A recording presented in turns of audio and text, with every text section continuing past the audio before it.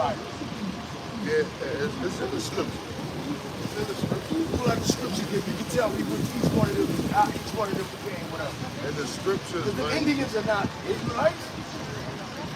The Native Americans? They're not Israelites. Yeah, that's Israelites. all the Hispanics. That's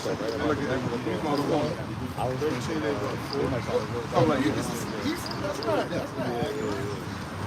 Hold up. You cannot go in Hold that on, Bible. hold on. Listen to what I'm about to ask you. You cannot go in that Bible and give me with all these people. How you distinguish? Well, since you look at all Indians, these I was sticking with Indians. Because the Indians is everything else is going to fall through. I'm not here to. I'm not. I'm not going to here to be against y'all. No, man. I'm an Israelite, but I just don't agree with the chart. And it's still making people really. So you believe? Oh, so you believe all black? You got it. Like all the Israelites only black. That's what you believe. I believe that Now, where is that? How is that accurate? because When you say black, you talk about just the American Negro? all black people are not Israelites. Well, well, everybody looks brown as far as like complexion, but what people you saying? When you say black, you talk about Africans in Africa too? Africans are not. There's a lot of Africans in Africa that are not Israelites. So what They black are you are enemies Israelites? also. Okay. I agree. We agree. They're with enemies that. also. We agree with that. They don't have the same spirit as us. Yeah. You know what I'm saying? But So, the Dominicans, well, they don't have the same spirit as us either. Really? You got it. yeah, you got it. Yeah. I don't know. You grew up around that? Oh, yeah. They don't got that. The whole world's against us, Yeah, including them. I mean, the scripture tells you, it's that Isaiah 11 chapter, that Judah shall vex Ephraim and Ephraim shall envy Judah. You got a lot of northern tribes. They're called the northern tribes of the nation. I know northern and southern kingdom. You know that they were prophesied. The northern kingdom were prophesied to come to the Americas before we even got over here. Hold up. So the Taínos, the Incas, the Mayans, you know, the Aztecs, you know that they spoke. studied the sun. You know but that goes back to Babylonians. That goes back to Pharaoh, when we was in captivity during those times. You know that the scriptures, you know that there's ancient artifacts of the Mayans writing in Hebrew. Okay. You know the Ponchos in Doesn't Mexico. prove that they're from us. Doesn't. So if they knew Hebrew, they called God the Most High YAHWAH. That's short for Yahawah. I know Spanish. No, but this is before anything. This is when they was around here when they came to the American soils on their own. They spoke a dialect of Hebrew. The ponchos that Mexicans wear. You know, you ever see the fringes? How did this chart? I see fringes. You seen the Mexicans wear fringes? Right? That don't make them Israelites. But how did they get those? The The customs. How did they get those customs? They took them all. Right. That don't mean it's all right. Let's deal with prophecy. Right? So I'm going to say this, right?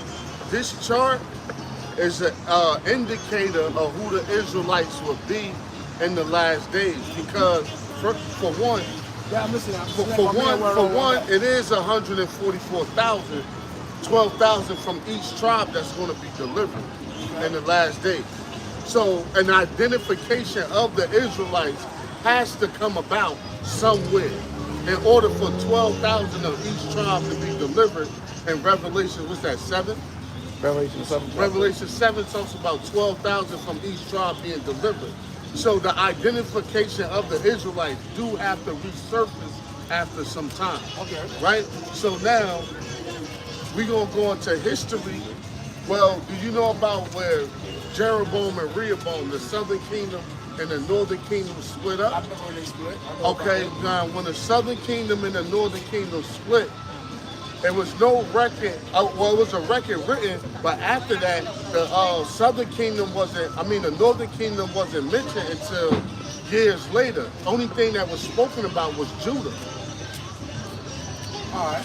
So we're going to get into the prophecy. You believe the Apocrypha, the word of the Lord, right? I believe in the Apocrypha. Okay, cool. This is not the Apocrypha. This is 2nd Ezra, chapter 30. Chapter 13, I'm sorry, 39 actually. Hold on, let me get with you.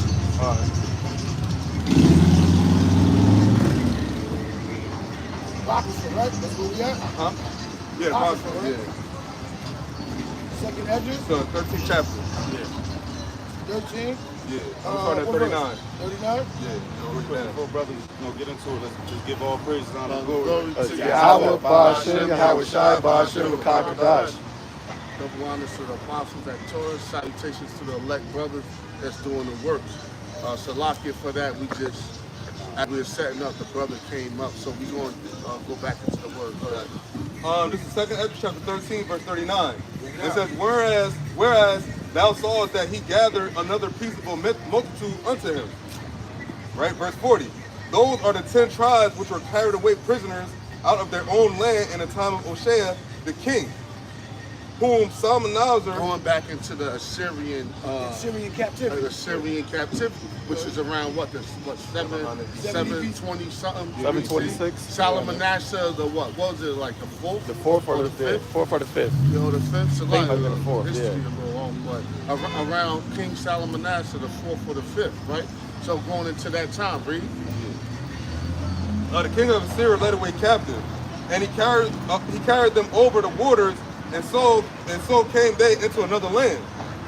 Verse 41. But Wait, hold on. Stop right there. You said into another land. Right.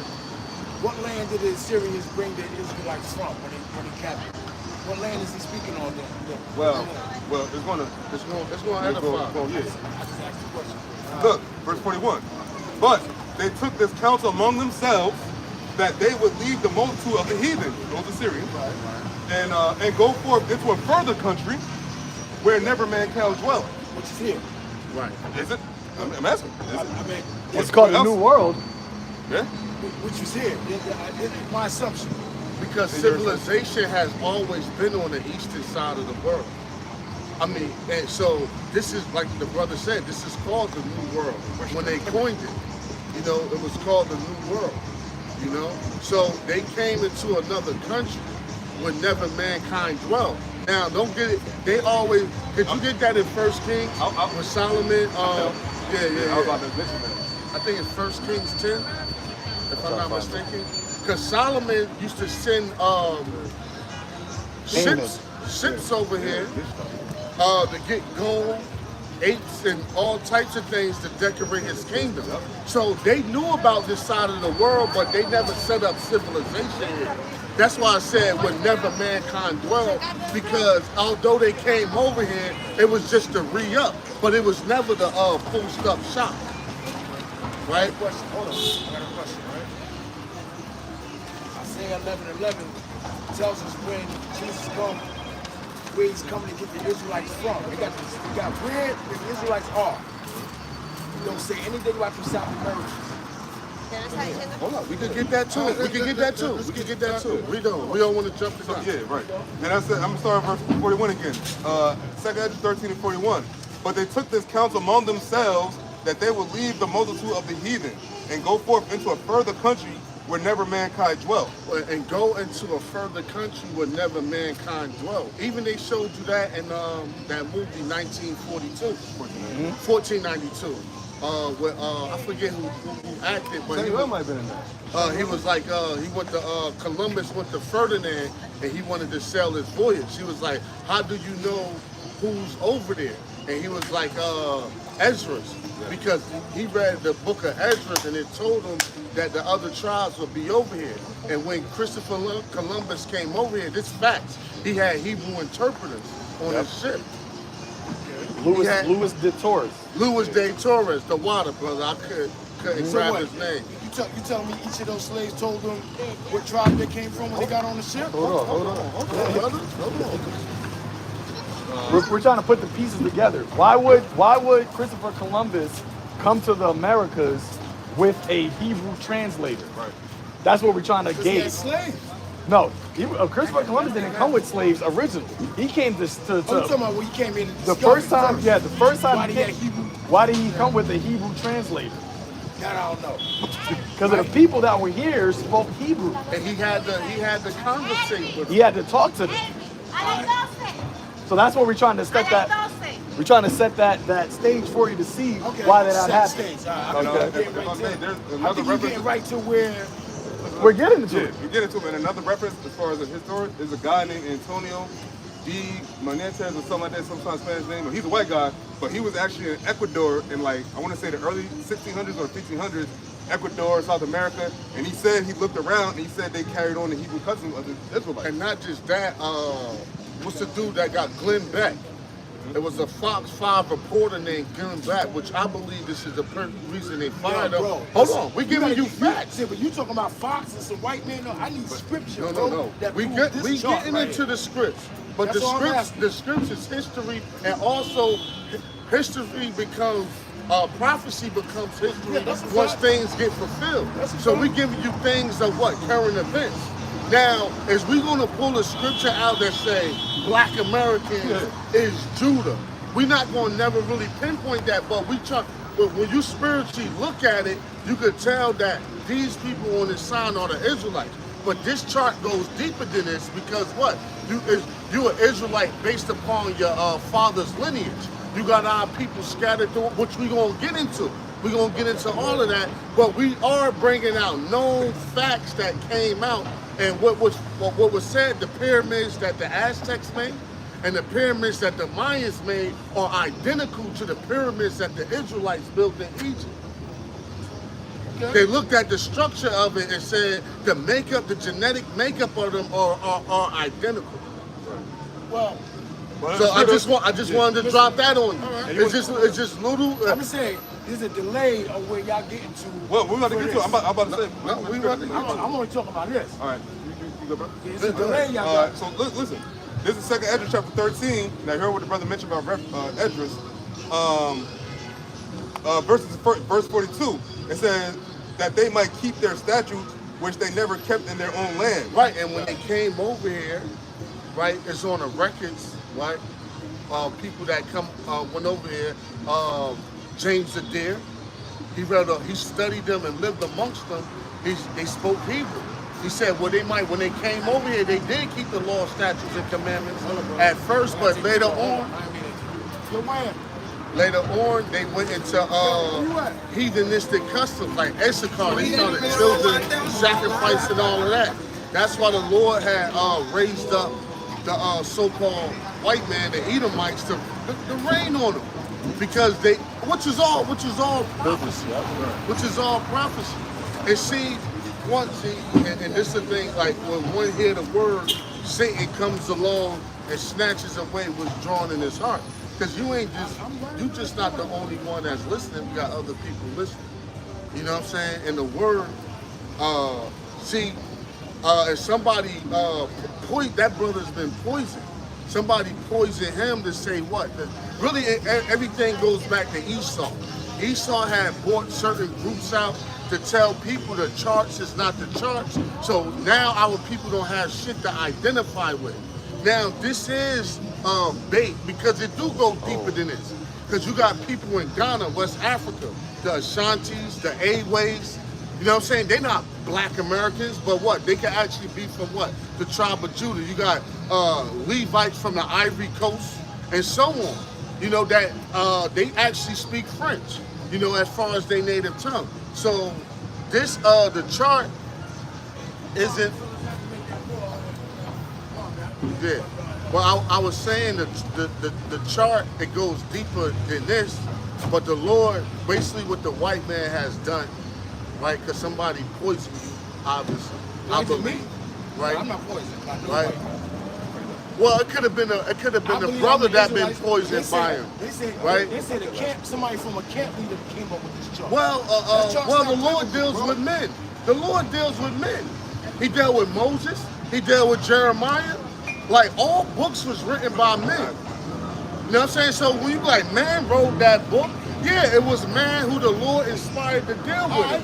So yeah, if a man did come with in that Bible or this chart, bro. It has to breakdown or nowhere in that Bible or this chart, bro. It has There's to no be. breakdown. It has to be. But go ahead. There's no breakdown. We gonna show you. Listen. We gonna show you. Let's deal. But you stepping off. We trying to deal. listening. Right? Read on. Passing Okay. on, I'm talking about white Now man. this is 2nd Esdras. There's no breakdown. Now this is 2nd Esdras chapter 13, verse 43. It says, and they enter into Euphrates by the narrow places of the river. For the Most High then showed signs for them and held still the flood till they were passed over. Right, because they had to come up through the Horn of Africa where the violent storms at that come up throughout the Atlantic. So he held still the storms until they came over on this side. Read on. Yep. Okay, verse 45, it says, for through that country there was a great way to go, namely of a year and a half. It took a year and a half to get over. And when Solomon said, you got that on Solomon? Oh, no, I didn't know, sorry. When Solomon said, I think it's 1 Kings 10, when Solomon said, you can get Ezekiel 37. I have that. Yeah, when Solomon sent the boats over here to get gold to decorate the kingdom, it took 3 years. He said once in 3 years, because they had to go and they had to come back. So the tribes always knew about this side of the world, but they never set up civilization here. That's why I say wherever mankind dwelt.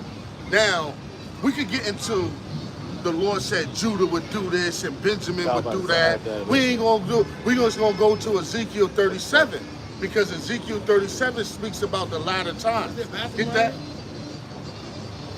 You want Kings or Ezekiel? Nah, you can drop the Kings. Get All right, this. this is Ezekiel chapter 37. Chapter and verse? Ezekiel chapter 37, verse 15. It says, the word of the Lord came again unto me, saying, moreover, son of man, take thee one stick and write upon it for Judah and for the children of Israel, his companions. We're going to have to start up to show that this talking about now. Okay. Because the Israelites went to sleep. Because I don't know if you're familiar with this chapter. The Israelites went to sleep of knowing who they were. And there's only one place that happened at, under this captivity under the Americans. We lost our identity of who we were. And the so-called white man, the so-called Jew, took on our nationality. You know that. Okay, so let's get to history. Ezekiel 37 and 1. Right. The hand of the Lord was upon me and carried me away, carried me out in the spirit of the Lord and set me down in the midst of the valley which were full of bones and caused me to pass by them round about. And behold, there were very many in the open valley, and lo, they were very dry. Yeah, they was dry, you know. And he said unto me, son of man, can these bones live? And I answered, O Lord God, thou knowest. Yeah, because he showed them a future vision of the Israelites, how people strung out on drugs, crack, lost, killing each other, gang banging. And the Lord asked Ezekiel, you think they'd come back to the way they used to be? Ezekiel like, man, I don't know. Only you know, Lord. Because it was so horrifying what he saw, the condition of our people. So this is a future prophecy that he showed them, a trance. Let me break something down for you real quick for where I come from, right? The mother of the 12 tribes of Judah, now, it's 4 handmaidens, right? What's her name? 2 wives and 2 handmaidens, right? Yeah. Now, the mother of Judah, if I'm not mistaken, the mother and father of Judah was Leah. Is Leah. Yeah. Also Simeon, correct? Right. So, Dominicans got straight hair. If they got the same mother and father. Okay, look. You know who this is? So you know who this is? You get what I'm saying? I know what you're about to say. You're talking about you're talking about 6 kids. You're talking about parents. You're talking about lineage, right? All Your right. children. You know who this is? I don't know if you're familiar with basketball. That's Blake Griffin. You know what his mother looked like? Mother's white. His mother's white. His father's black. You know what his son looked like? His son looked like a straight white boy, right? Okay. We're not saying that these people originally look like how they look now. That's called through a process of mixing. Right, mixing It's always how the elder said. It always go by the seed of your father. You can't mix the seed of your father. So your visual. So I don't know. Do you look more like your mom or your dad? I'm burying my father Monday. So you look more like your mom. I'm guessing. I'm all the way my father. You're all the way your father. Okay, so people say I look like my mom, but I'm my father's seed. So even though you have Judah and Simeon have the same father, after a process of, remember, this is 5,000 years that we're talking about. You're not going to always look the same. Not every so-called Negro. The Spaniards came in, they did a lot of mixing. Yeah, the Spaniards came in and did a lot of mixing. Why naturally them racist towards us also? Besides talking about- also whites. You mentioned also it. whites. Well, you said what? Say that again? Also, besides white people, Because Many there was a Spanish, curse. They hate us just as much. Well, niggas hate niggas. Yeah. The Hoovers hate the 60s. All right, what I'm Right? saying is, what I'm saying I'm is, just like Judah hate Judah. Judah hate Judah. Let's take some niggas from Jersey City and line them up with some niggas from see, North. but God told That's us that was Judah. gonna happen. Them niggas gonna God clash. told us that was gonna happen. He said that was going to All happen right, between God the yeah. told two. us that was gonna happen. But he also said it was going to happen between the two kingdoms as well. Right. Let's It's a get cut. But get it. we gotta stay where Oh, we was Ezekiel. at. Yeah, you're right. We gotta stay with how we Y'all was gotta at. give me a few minutes because I'm on my man's time. I'm running the store and I'm right Yeah, back. do your thing. Do Go your ahead, thing. go ahead. Ezekiel 37, I ain't verse bringing it back. 4. Yeah. Again, he I said did it unto once, me, but this word precious, man. Right. You can't be doing shit. again, he said unto me, prophesied upon these But since bones. this the spirit, we gonna stay on it, right? Read on. And the Prophesy- spirit, 'cause that's the times that we're in. Our people waking up. Yeah, and Esau done that. He's trying to the whole Kyrie thing. Esau's throwing monkey bones in there to get these sellout ass niggas to put. We don't know who the Israelites are, so now we have nothing to identify with, right? So all the things that the Bible says about us to give us some form of hope, we can't even really hold on no more because now we got doubt. Like, how do I even know if that really applies to me or that's even my people? Because they went through it too and they did it too. And now you just hopeless out here sinning. And that's a booby trap of Esau. It says, he said unto me, prophesy upon these bones, and say unto them, O ye dry bones, hear the word of the Lord. Thus saith the Lord power unto these bones, behold, I will cause breath to enter into you, and ye shall live. And I will lay sinews upon you, and will bring up flesh upon you, and cover you with skin, and put breath in you, and ye shall live, and ye shall know that I am the Lord. That's the point we coming into now. The Lord putting his breath back into us, the law, statutes, and commandments, the knowledge, wisdom, and understanding. And now we know Yahawah did this. YAHAWASHI, YAHAWASHI. We don't think we woke up on our own, and we find it miraculous from different walks of life that brothers come from and how we all met and know each other. We know the Lord pulled us out of our grave. That's what he said. Go ahead. I was gonna say the brother, the man walked out the store and he said, he called his boy, he said, we out. And then as he got down the street, he pulled out a cigarette. You know, that's what we're reading. That's him got the sinews Throwing it back. in the flesh, but he don't got the breath. Because that's what that really is. Because you can know you're an Israelite, but if you don't really ultimately have the spirit of YAHAWASHI in you, you know you're an Israelite is null and void. It ain't going to profit you in the end. It says, verse 7, so I prophesied as I was commanded, and as I prophesied, there was a noise, and behold, a shaking, and the bones came together, bone to his bone. And when I beheld, and lo, the sinews and the flesh came upon them, and the skin covered them above, but there was no breath in them. Then he said unto me, prophesy unto the wind, prophesy, son of man. Yeah, because it was a known, when not in the 60s, our people woke up to the fact that was like, but they was going against the system, they was tired of oppression, but they didn't ultimately have the word like we have it now. Like all the camps set up now. You know, the thing that's going on with the Israelites is way bigger than that Black Panther era. The Black Panthers only had like a couple of cities, like California, parts of New York, Chicago, mainly the major cities. But what's going on now is way bigger than that. And they showed you that in Judas, the Black Messiah. Yeah, the Latin tribes was joined us in too. Who was that? The Green Berets? Not the Green Berets. The Latin Lords. The Latin Lords, but there was another one, I forgot what it was called, the Ephraim. Something It was Berets. It was an Irish squad up in there too. Okay. But yeah, I remember seeing that there was like a Latin tribe that was also joining with Judah to basically create a community to come against the oppression that Esau was putting on us. Right. But they didn't have the word of the Lord. They were just trying to fight back on their own. And then, the Brown Berets. That's what it was. The water. okay, The Brown Berets. The water. They didn't have the word of the Lord.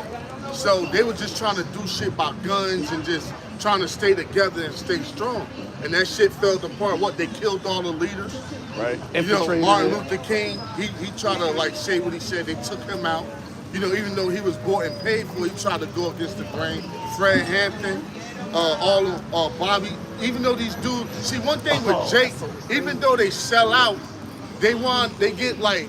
That's why Esau want to do away with Jake, because even though they sell out, at some point in their career they just get tired of shit. Like what Kyrie doing, like fuck that, I ain't apologizing. You know what I'm saying? So Jake always got this, that's why Esau tired of our people. He just want to wipe niggas out off the face of the earth.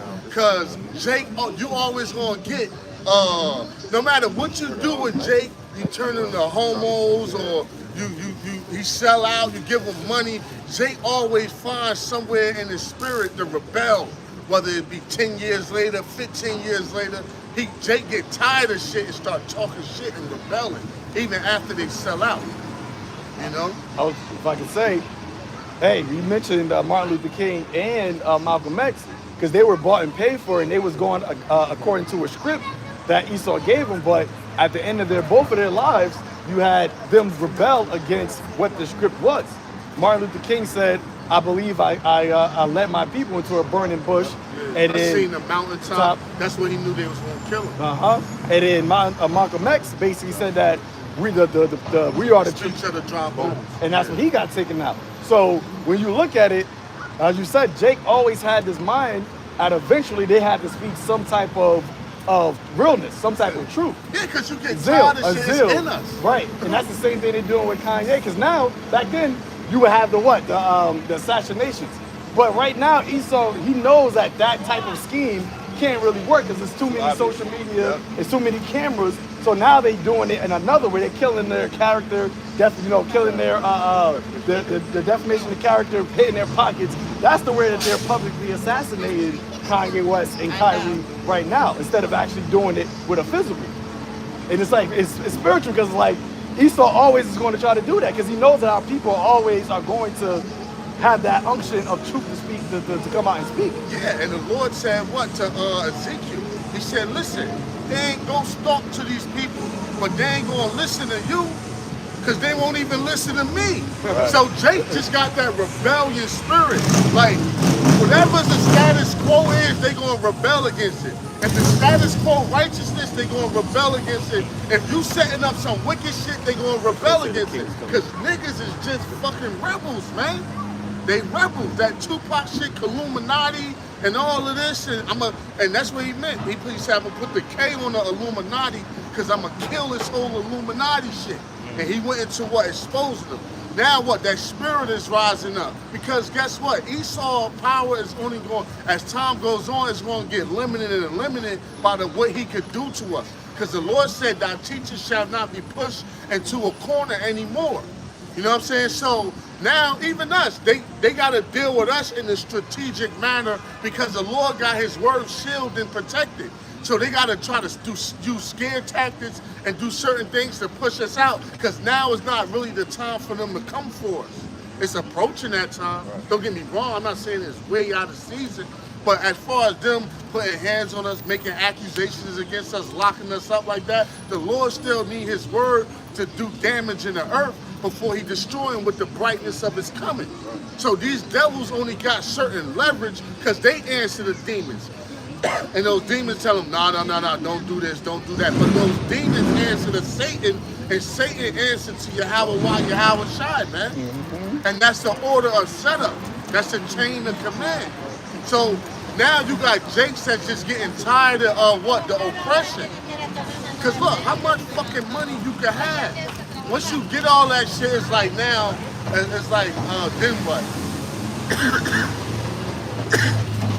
But go ahead, huh? It says, verse 9, then said he unto me, prophesy unto the wind, prophesy, son of man, and say to the wind, thus saith Yahweh, power, come from the four winds, O breath. Now, he was talking about, they spread it not in South America. The scripture said, come from the four winds, because the Lord scattered us through the four corners of the earth, you know? Says, come from the four winds, O breath, and breathe upon these slain, that they may live. And the Lord said in Deuteronomy, I will scatter you into corners. And that's what the word ghetto means. Or they call Brazil, they said the peripheral areas of Brazil.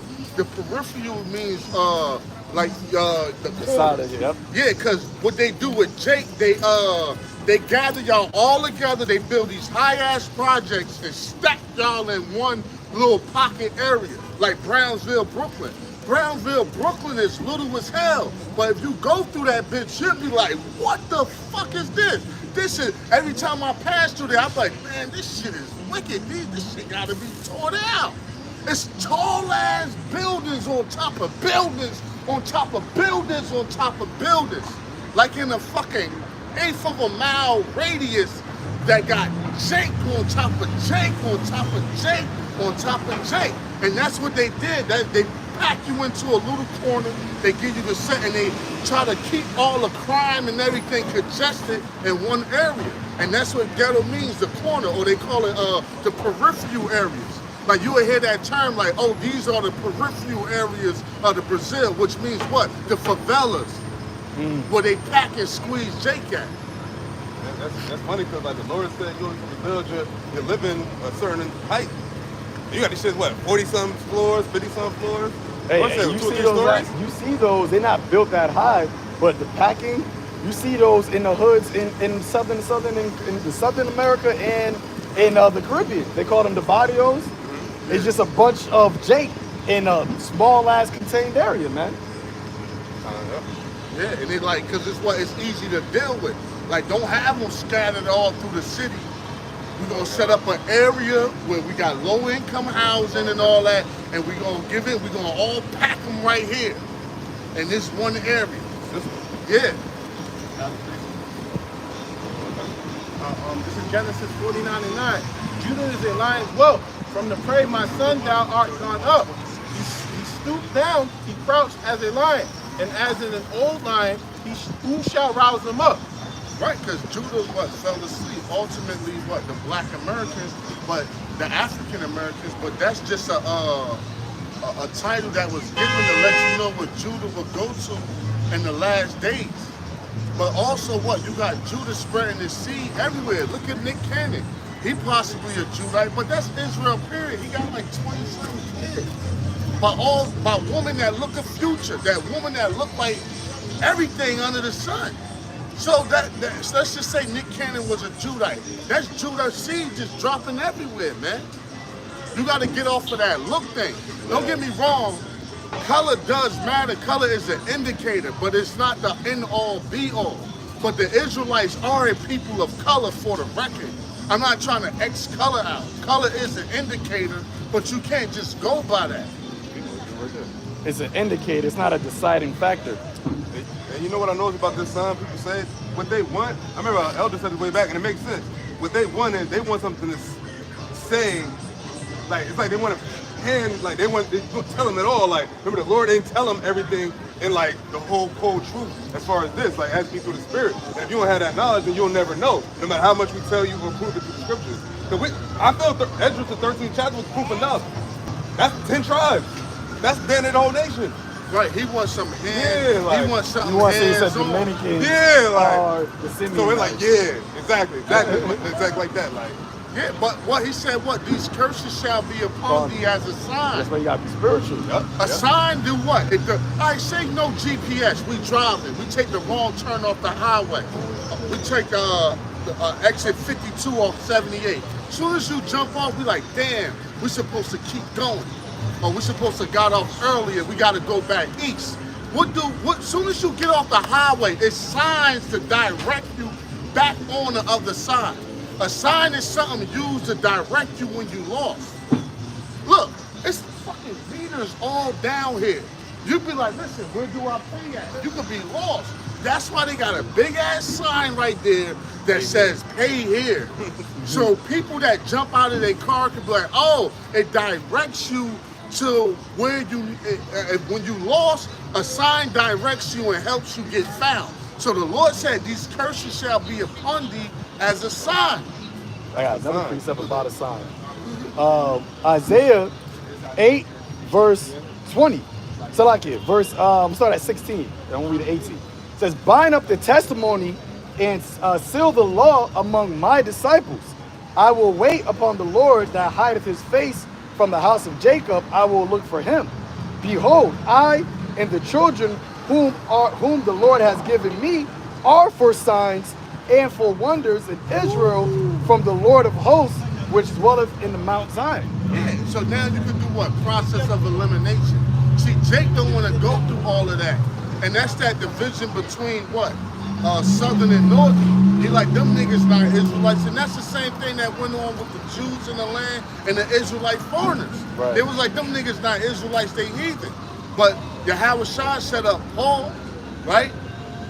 Really it started with Cornelius, with Peter, right? Then he said Apostle Paul to go to them because it was elect scattered amongst them. But the Jews in the land are like, nah, fuck that, they not Israelites. You know what I'm saying? So he's in that same spirit. Because the first thing he mentioned, like, yeah, they racist towards us. So he had this rift, but niggas hate niggas. What the fuck you talking about, man? Let your ass go somewhere and like, yo, you think about the other. All right, shalom, brother. Right, you think about the other tribes jumping on you, man. Judah be the first one to tax your ass, nigga. Yeah. You creep up and wanna, yo, I feel as though I'm more alright in Elizabeth than fucking Newark somewhere. You creeping through them fucking hoods somewhere, your ass gets stuck up or maybe killed.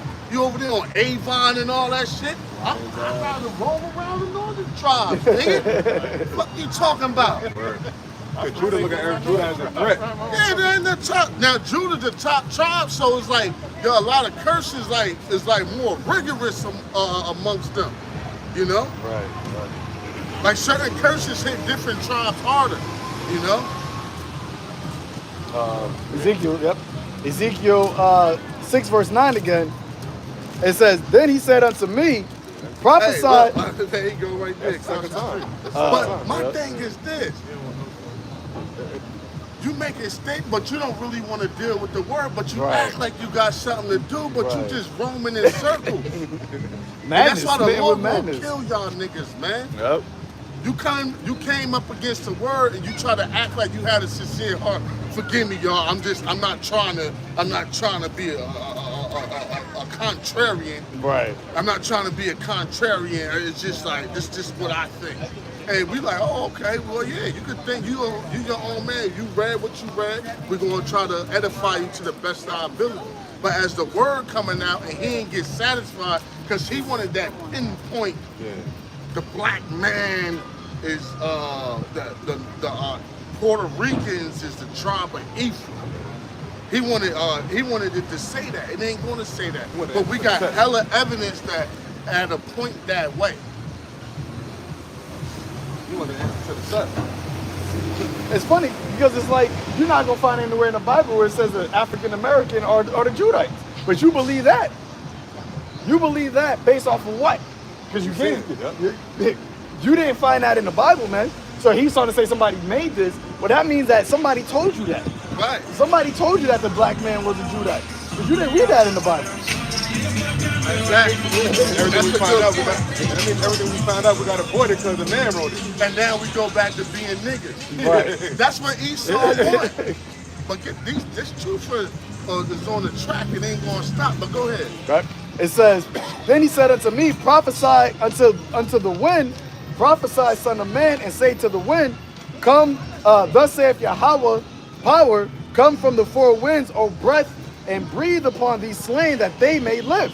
So I prophesied as he commanded me, and the breath came into them, and they lived, and stood upon their feet, an exceeding great army. Right, and if you compare all these camps and put us together, it's a miniature army. And all the believers and put them together, it's a miniature army. You know, of course it'll be 2/3 scattered amongst there, but as far as brothers waking up knowing that they're Israelites, that's a miniature army. If you was to put us together, you'd be like, damn, it's mad at y'all. And I ain't just talking about brothers that camp, I'm just talking about believers.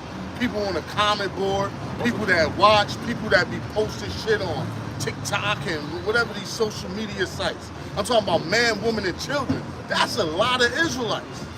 That's a lot of Israelites. But we know that government body, that 144,000, got to be sealed. That's significant because 1/3 is millions of Israelites, Right. man, women, and children. But that government, that elect government body, has to be sealed before the judgment comes. It says, an exceeding great army. Then he said unto me, Son of man, these bones are the whole house of Israel. Behold, say they say our bones are dried, and our hope is lost. We are cut off for our parts.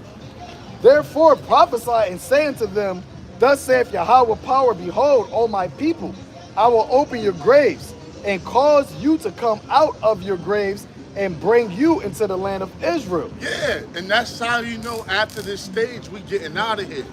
Because America and the mind state we was in based upon this captivity, once the Lord raised us up, he said the next step is to bring you back to your own land. We're not going to stay here and live it up with Esau. He said, I will cause you to come out of your graves and then bring you to the land of Israel. But enough of us have to wake up in order for that to be fulfilled. So the Lord to flip this place upside down, snatch us out of here, and bring us back to our homeland. That's right. That's the chronological events that's supposed to happen. And we at the tip of it now. Especially since now, you got these devils being exposed more and more for not being the real Jews. Oh, Yeah. and that's the army. Because what did Paul say? The weapons of our warfare are not carnal, but are mighty through and pulling down of the strongholds. So this army, right, raising up, we're not fighting physically. We're bringing down these strongholds that these devils have, the covering cast that has been put upon our people, put us in that zombified state. That is really the fight that we are fighting, and Esau is losing that fight. Because Esau knows once that covering cast is revealed, once the minds are opened up of the elect, they're going to repent and turn back to the Lord, and the Lord is going to hear their voice and deliver us out of this place.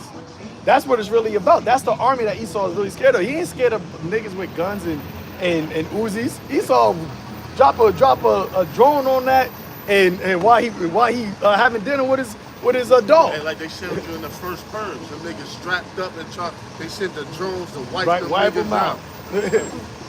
Easy. It says verse 13, and ye shall know that I am Yahweh when I have opened your graves. Yeah, because it's going to be a miraculous thing. And you devils, not to get off topic, but this is a side note, the elder, you devils think you got a problem now? When you push that chip, you going to get some real rebellion. That's when you're going to have to come down with great wrath. You think this, you going to get some rebellion out of your ass. Now, don't get me wrong, a lot of Jake's going to take the chip.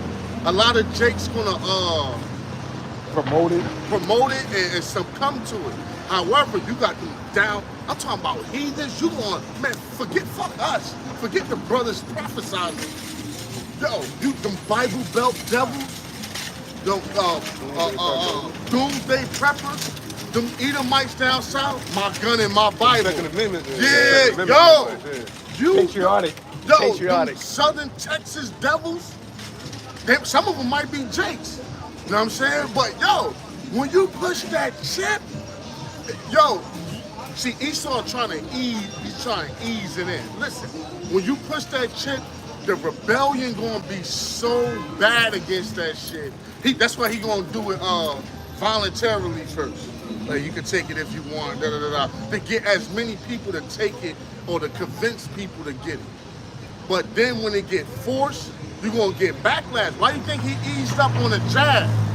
That jab, he was about to really force it, but he seen how hard the people was kicking back. That was a simulation. Yeah, he was like, oh, these niggas kicking back. He wanted to gauge society to see how many people would take it and how many people would revolt against it. That's why Biden said, we're having patience, but our patience is running thin. Because he wanted to see like how much pressure we can put on niggas to get them to take not just niggas, but the population in general. And a lot of people was bucking up against it. Yeah, quitting their jobs, getting fired. So he was like, protesting. They was like, yo, this is big enough to cause a big enough rebellion to where it blew up in our face. Right. See, all nations tried the New World Order. The Greeks, Babylon, ancient Babylon.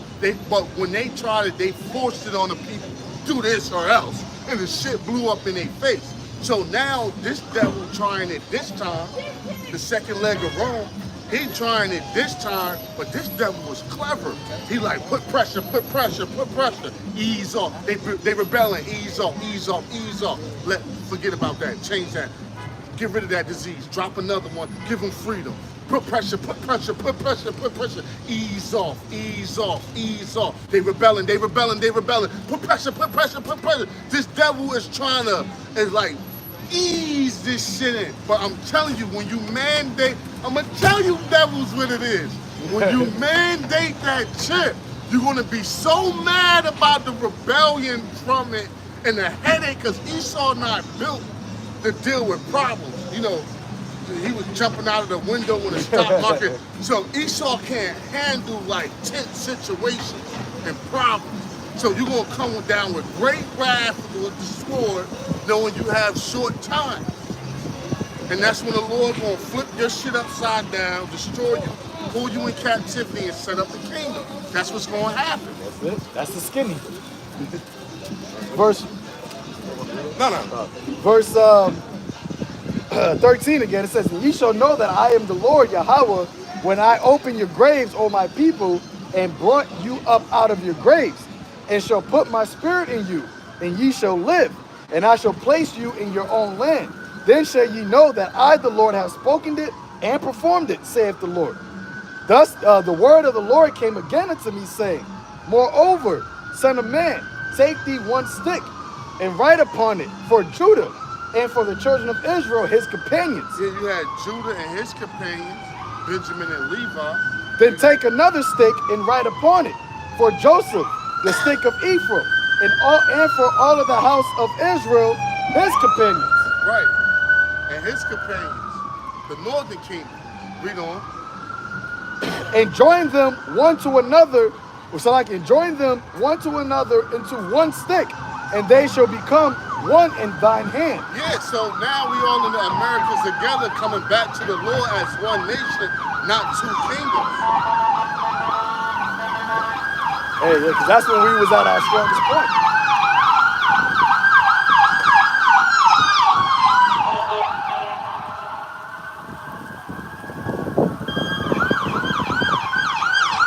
Funny how the wind came right after the The spirit is like the wind. And we in Ezekiel. The wind blow. Yeah. It says, "And join them one to another into one stick, and they shall become one in thine hand. And when the children of thy people shall..." Now, this is the point. This is where I wanted to get to him at, right? "And when the children of thy people," read, "shall speak unto thee, saying, Wilt thou not show us what thou meanest by these?" yeah, like, yo, what do you mean by the sign? Because it could look confusing. Like, break it down. So it gotta be a breakdown. Right? He said, when the children of our people come and say, what do you mean by these tribes? Because obviously they lost who they were, but they see their slave names up there next to, like, if they so-called Dominican, they'll see their name Simeon, but they're like, what is that? Like, break that down. So, read on. "Say unto them, Thus saith the Yahweh power, Behold, I will take the stick of Joseph, which is in thine hand of Ephraim, and the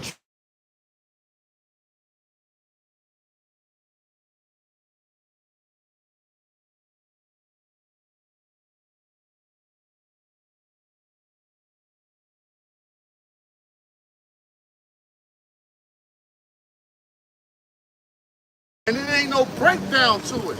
So obviously it gotta be a breakdown somewhere.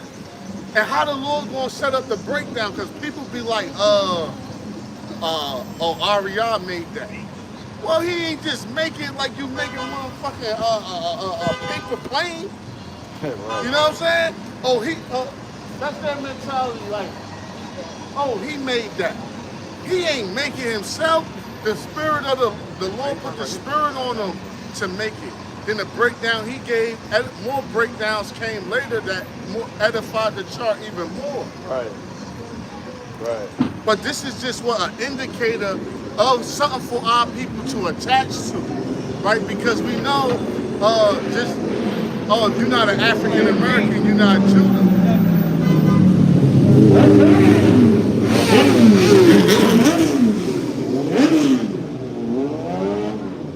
But you got people in the middle stop, which I call Africa, because prior to, after Africa is America, and before Africa was Israel. So I say the middle stop. You got people in the middle stop, it's Judites over there, Benjamin and Levi, and Northern tribe. Because nowadays you got people travel. Right. You got people leaving Brazil, going to South Africa. You got Jakes everywhere, man. You know? And that's why he had to prophesy to the four winds. That's why the Lord set up prophets all throughout the earth. If it was only if only the Israelites were only in Africa, in America, and in the west coast of Africa, then you wouldn't need prophets anywhere else. Because the Lord is sending the prophets out to prophesy to the elect to wake up. But if the Lord told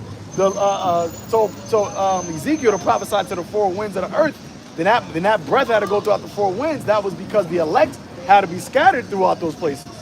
And that includes South America. That's the whole point of the address. It says that land, like that's the part of the world. Mm-hmm. That's the proof, like, you know, so that's why, like, you can't get that. Yeah, but that's that hatred he said the dumbest shit ever.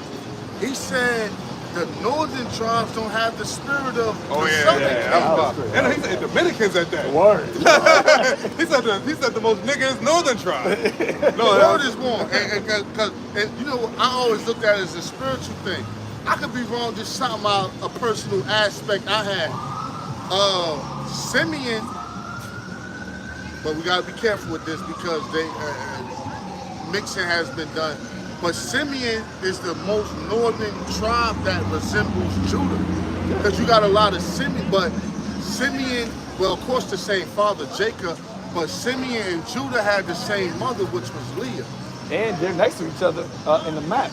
Simeon was right next to it. Simeon was only one of the only things, so the only northern tribe that was actually, its lot was in the southern kingdom. So it was right next to Judah. And when you deal with being promiscuous, like promiscuous women, this could be from personal experience, though this not written in stone. However, I say the most promiscuous southern tribe is Judah. And the most promiscuous, you got whores throughout the whole tribe. The most promiscuous northern tribe is Simeon, the Simeonite woman.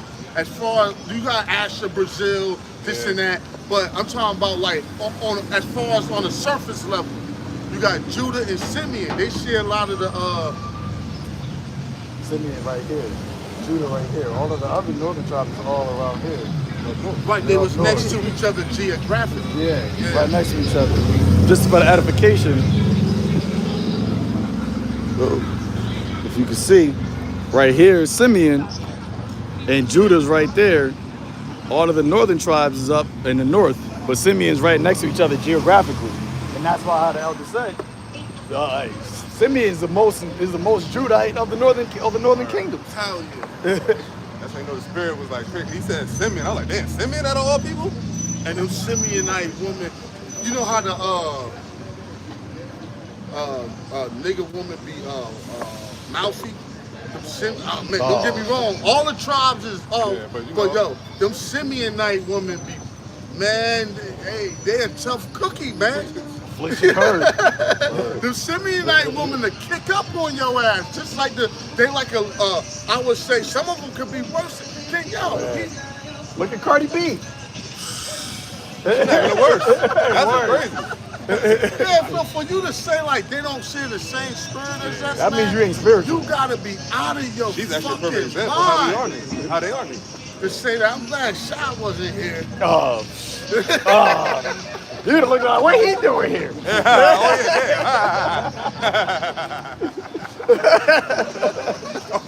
that's a spirit. I haven't think tell me this.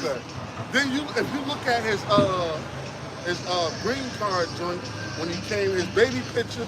Man, you can't tell me there ain't no Israelite, man. If Gabar was here, he wouldn't even know Gabar was a Simeonite. He would have thought Gabar was a straight nigga, light-skinned nigga. And if it was against the other tribe, you would get Simeon. But that's the thing, man. Our people are not spiritually minded because once going back to the scripture, they don't got the breath in them, man. You need the spirit of Yahweh. The Lord said what? That the time is coming where the true worshipers will worship the Most High in the spirit and in truth. Because that's who the Lord seeks to worship him, man. You can't worship the Lord based off of carnality. You can't worship the Lord based off of how things appear. So you gotta think about like this, before the northern tribes, whatever came over here, they were darker. Right. Besides Simeon, everybody was darker. But there was different shades of brown. Yeah, there was always different shades of Israel. It might not have been that to that extent of being light skinned or pale skinned, whatever. Lighter. But you had always different shades of Jake. We've been mixing with these other nations. It wasn't just with the Spaniards. Our people was dropping seeds in the Assyrian captivity. In the Assyrian captivity, the Egyptian captivity, the Babylonian captivity, the Greek. You had 3 different Edomite captivities. Jake always done that, man. Keep going. Verse 20. It says, "And the sticks whereon thou writest shall be in thine hand before their eyes. And say unto them, Thus saith the Lord God, Behold, I will take the children of Israel from among the heathen, whither they be gone, and gather them on every side, and bring them into their own land." Yeah, so that shit, like, can you get to Isaiah 11:11 when he was talking about? Isaiah 11:11. Because he like, oh, it didn't mention, but it said that from the seas, from the islands of the seas, and from the utmost parts of the earth. Right. So what the hell is you talking about? He didn't say South America. He just looking at those nouns that it mentioned names. Right. But you ain't see when the Lord opened it. It said from the islands of the seas. Isn't Dominican Republic on Hispaniola, which is one of the islands of the seas, a very large one at that? Right. Puerto Rico, isn't that an island of the sea? Yep. Costa Rica. Yep. This is Isaiah 11:11. "And it shall come to pass that in that day that the Lord..." But even in Mexico, you got certain islands that's off of that peninsula of Mexico. Right. Little small islands that got Issacharites on it. Yep. But they're not super large like DR and popular, but there is miniature islands that you go from the mainland on a boat and you just go on an island. Yep. It's Isaiah 11:11. "And it shall come to pass in that day that the Lord shall set his hand again the second time to recover the remnant of his people." Yeah, he thought this proved this point, but this disproves your point. The remnant of his people, read on. "Of his people, which shall be left from Assyria and from Egypt and from Pathros and from Cush and from Elam and from Shinar and from Hamath and from the islands of the sea." Yeah, in Elam, that's Persia. You got Jake scattered everywhere, man. You know, but he got a carnal mind. He think it's based off of features and looks. But if it's like that, you ain't shit. You said the Hamites, some of the Hamites resemble us. He definitely looked like him. Yeah. And you know, they really a lot of them resemble Levi, because Levi got them strong features. Right. Accent. And it said from the islands of the seas. Yep, that was verse 11. You want to read verse 12? Yeah. And Isaiah chapter 11, verse 12. "And he shall set up an ensign for the nations, and shall assemble the outcasts of Israel, and gather together the dispersed of Judah from the four corners of the earth." Right, the outcasts of Israel and the dispersed of Judah from the four corners of the earth. Not just those lands and areas. But people be so quick to try to prove their point. You're not really fully looking and reading into the scripture of what it's saying. And yeah, we could have got you know, Ephraim is fruitful, the wall that they climbed, but that was way too much for him. He still would have been like, but they still don't say it. So I'm just showing, I'll just try to hit prophecy, because prophecy, the ultimate thing that will pinpoint, because 144,000, 12,000 of each tribe got to get out of here. So they got to be identified in some way. Verse, No, that's it. Okay. go back to Ezekiel, right? Verse 22. Nah, that's it. That's it on this one? But What is it, Johnson? John 10, I don't know if it's like, it's somewhere in there. It said, I got a fold, I got a sheep that are not of this fold. Okay, I think I found it. Rock, I'm going to get, y'all want some? Yeah, I might need some agua. Water? Yeah, I take a water. So I got this is the book of John, chapter 10. I'm sorry, 14. I am the good shepherd. That is red letter, by the way. I am the good shepherd and know my sheep, and am known of mine. As the Father knoweth me, even so know I the Father, and I lay down my life for the sheep. Hey, the Lord said what? That his sheep, he knows his sheep, and his sheep know him, like a shepherd. All right, that's why we say that this isn't for everybody, man. The words that we're speaking are not. You might hear my actual vocal cords, but that's why the Lord said, "Blessed are you, for you have for ears to hear." You have ears to hear, let them hear, because the words that we're actually saying are the words of YAHAWASHI, man. And only his sheep are going to understand and hear this word. So all of Israel are not, the Lord is saying that all of Israel is not even going to hear this, because all of Israel right now are not of his elect. The Lord's only coming back, as we were talking earlier, he's only coming back for the first fruits. That is the Lord's portion. the portion is of YAHAWASHI is the elect, the first fruit. Those first fruit are going to hear his voice. And they're going to be known of him, and they're going to know him. Is that what? It's like a trigger when they hear it, Yeah. they automatically trigger. Yep. And they're going to, and it don't matter what they look like. That's why really, as the elder has said, you know, this is the indicating of prophetically what pursuant to Genesis, the 49th chapter, what we were going to, what was going to happen to these tribes in the last days. God and troops shall overcome them, but he shall overcome in the last. But this is really a spiritual thing, because Israel is scattered throughout the four corners of the earth.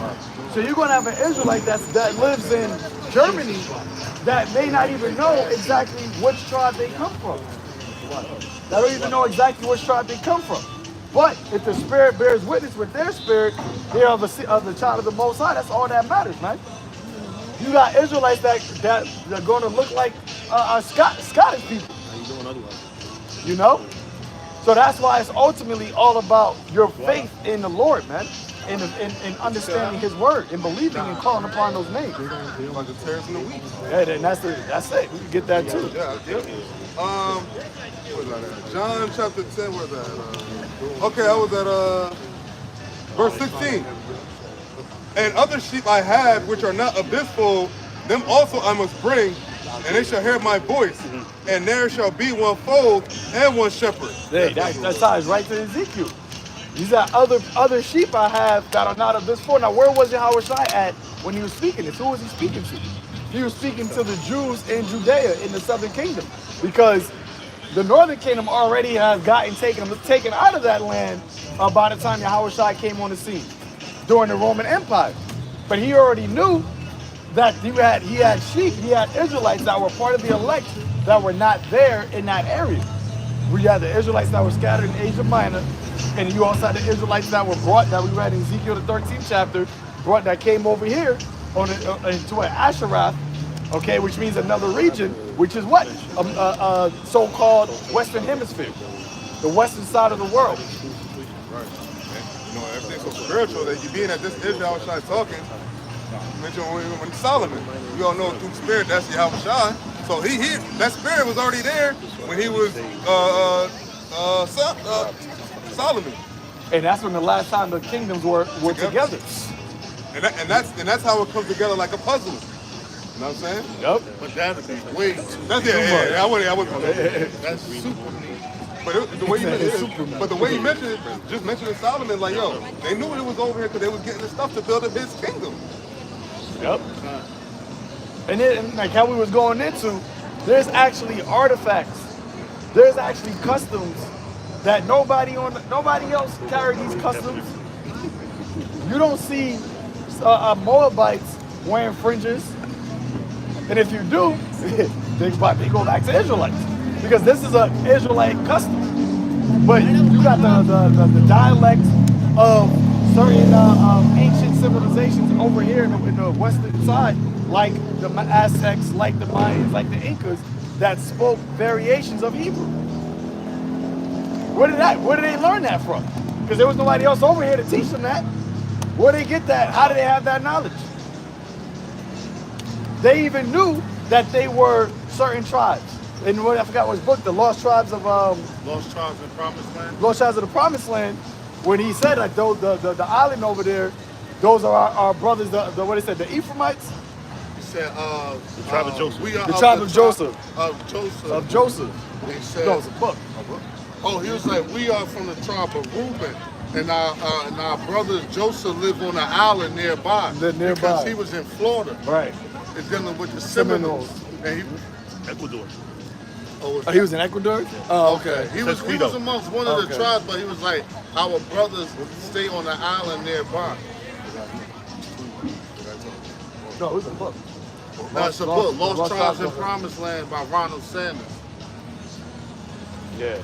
And there's that History of the American Indian by James Adair.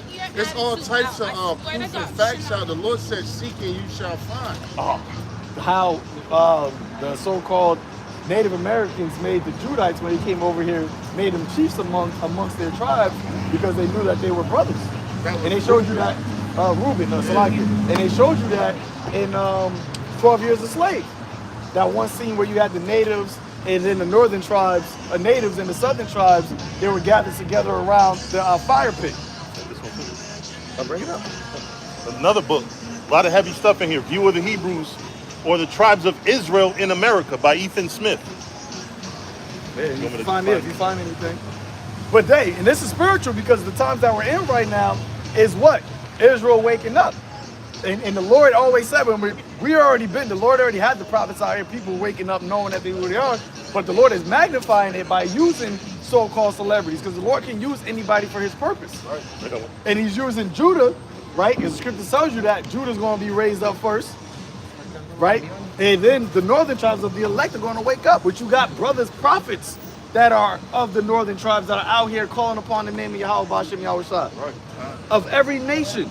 Naphtalian, Issachar, Simeon, Ephraim, Manasseh, prophets that are calling in the name of the Lord. Man, you can't do that if you're not an Israelite. I got one right here. Because when I went to school, they told me that that Chinese people walked the Bering Strait and came here and settled as Native Americans. Now it says here, in View of the Hebrews, quoting James Adair, it says, Mr. Adair says that though some have supposed the Americans, referring to the Native Americans, to be descendants from the Chinese, yet neither their religion, laws, or customs agree in the least with those of the Chinese, which sufficiently proves that they are not of this line. Hey, because your customs, that's very important. That's what separated us when we were among the Canaanites, the Phoenicians, okay, the Hamites. When we was in those areas, we may look like them feature-wise, dark-skinned, but there was a separation that was had due to your customs. Because that's really what it's about. When you have an American, when you have an American person, you say, what makes you an American? Oh, you know, what's your culture? You know, we eat hot dogs, we eat fries and burgers, we like baseball, you know, we celebrate 4th of July, Christmas, all these things that is a part of your American culture, right? Your customs. A Chinese person can grow up and come to America as an immigrant, but they're not going to have that American culture. So they're not going to think of themselves as being American. They're still going to be Chinese. That's why they're going to celebrate. They're going to, celebrate their Chinese New Year, their Chinese different holidays. They just live in this, and they just live in this land.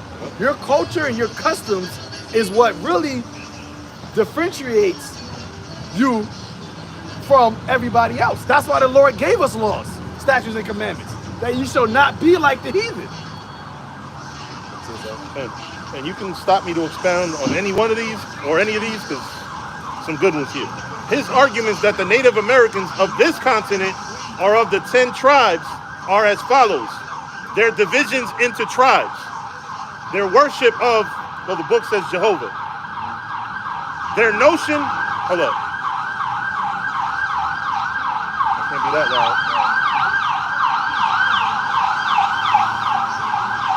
Their notion of a theocracy. Their belief in the ministration of angels. Their language and dialects. Their manner of counting time. It says theocracy, meaning what? Your government is based off of the Most High. It's based off of God, because theos means God. Right. So your government is based off of God's laws, and that goes back to what? On earth as it is in heaven. That's what the kingdom of heaven is going to be. Is the world is going to be ruled based off of the Most High's order, which you can clearly see that the Ish people, they got the earth in their hand right now, but they're not ruling based off of the Most High's order, because they celebrate and they promote things that goes against the Most High. Oh yeah, the state, yeah, that's their headquarters, the state of Israel. But you got, we brought it out last week, Pink City, Tel Aviv, kosher pork. And that's just a couple to name, that's just a few to name. We was talking coming up here. Their banking system, usury, taxation, tribute, interest. They don't celebrate the land Sabbath, the year of Jubilee. None of those things. Yeah, the interest is against, but they charge their own people interest. It don't matter. You're a lower level rat. You're supposed to be able to go up into Wells Fargo's. No, I'm a Goldstein. I don't get charged interest. You can't do that. They gonna look at you like, nah, you ain't a Rothschild. Their festival, their prophets and high priests, their festivals, fasts, and religious rites, their daily sacrifice, their ablutions and anointings, their laws of uncleanliness, their abstinence from unclean things, their marriages, divorces, and punishments of adultery. Real quick, the Eskimos, if you come over a motherfucker's igloo, you got to sleep with his wife. So, clearly there's other cultures that don't have punishments of adultery. There's several punishments. Their cities of refuge, their purifications and preparatory ceremonies, their ornaments, their manner of curing the sick, their burial of their dead, their mourning for their dead, their raising seed to a deceased brother, their changing of names adapted to their circumstances and times, their own traditions, the accounts of English writers, and the testimonies given by Spanish and other writers of the primitive inhabitants of Mexico and Peru. And that's just a couple of the tribes, 2 tribes. Issachar and Asher, yep. And that's Central America and South America. And we already know about North America with the Gadites and the Native Americans, and also the Issacharite that was here as well. More so on the western side of America, the West Coast. And that prophecy where Asher said he shall dip his foot in oil and iron. And if you check out Venezuela, South America, they got that's like the Iran of the East. Right. They bubbling full of oil. Then you look at Brazil, the way you say Brazil in Hebrew is barazal. And barazal in Hebrew means iron. When you look at iron in Genesis 49, when you look up that word iron in Hebrew, it's barazal. And barazal mean iron, but that's where you get the word Brazil from. So you can't make this up, man. But we ain't want to I ain't really want to go into all of that, because I saw what his his attention span was, and his intentions was. Hey, wisdom is too high for a fool, man. Yeah, kind. You know? Hey, this is why scriptures also say don't cast your pearls before swine. That's speaking about our people too, man. You got a lot of our people, you can read off the spirit that they not gonna get it, man. And through we still edify because like I said before, it's other people watching, and we just use you as an edification platform. But we're not gonna be up here trying to beat it into your head. The Lord, as we read, my sheep knows my voice. So if you either going to get it, or we gonna just move on. You gonna have to catch up. Now, if I may, and remember we talked on the way here, we talked about like, you know, delivery, if like you be late to a pickup or something, it can throw up the whole day. Well, my thing is like, yo, when people say that are the northern tribes, or the Latinos or whatever, and Native Americans are not the northern tribes. So all right, so now you got to tell me who they. What's that? Not the northern tribe. Oh, well, they say they're not the Israelites, northern tribes. Well, I would ask you, so now you got to say who they are, because whoever they are, now it's going to throw off who everybody else is. Yeah. Because who are they? You gonna say they white people? Well, you can't say they white because they don't have the same spirit. Because everything goes back to the spirit. Who did this spirit link? Yeah, and they got oppressed. So who are the so-called Latinos then, man? Why are they with us? They're the only nation that's oppressed with us. And the scriptures said they're gonna be oppressed together. You pull that up, Jeremiah 50. And that word nigga, right? It's funny, just through the spirit. Only the northern tribe could use that word without Jake getting really offended. You know, because that's like a word used amongst us. Right. The heathens feel like the Chinese, the Japanese, even Esau. They might say it outside of our presence, but they don't feel comfortable using that word. But what? Northern tribe come over here, yo, nigga, man, nigga, this y'all niggas, man, nigga. And we hear them say that, but we don't grab an offense. Because deep down inside, what? We know they our brothers. Y'all niggas too. Yeah, they niggas too. You know what I'm saying? But on the spiritual aspect of it, we not offended when they use the word. And they feel welcome to use the word. Mm-hmm. You know what I'm saying? I want to bring out, even though y'all know I hate talking about movies and shit, but How High? There was a scene, first off, they had Cypress Hill in the movie. You know, and B-Real clearly is a so-called Hispanic. Now, I don't remember him saying the word in the movie, but, you know, Cypress Hill is, you know, Jake. You know what I'm saying? Now, you remember the scene where the white dude said, yeah, I like niggers with attitude, and he got the shit slapped out of him.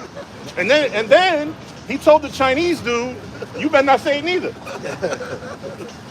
Yup. God. And he was what? Northern King. Find it, so I think it's Jeremiah 50 and 33. I got it. Jeremiah chapter 30, verse 33. 50, verse 33.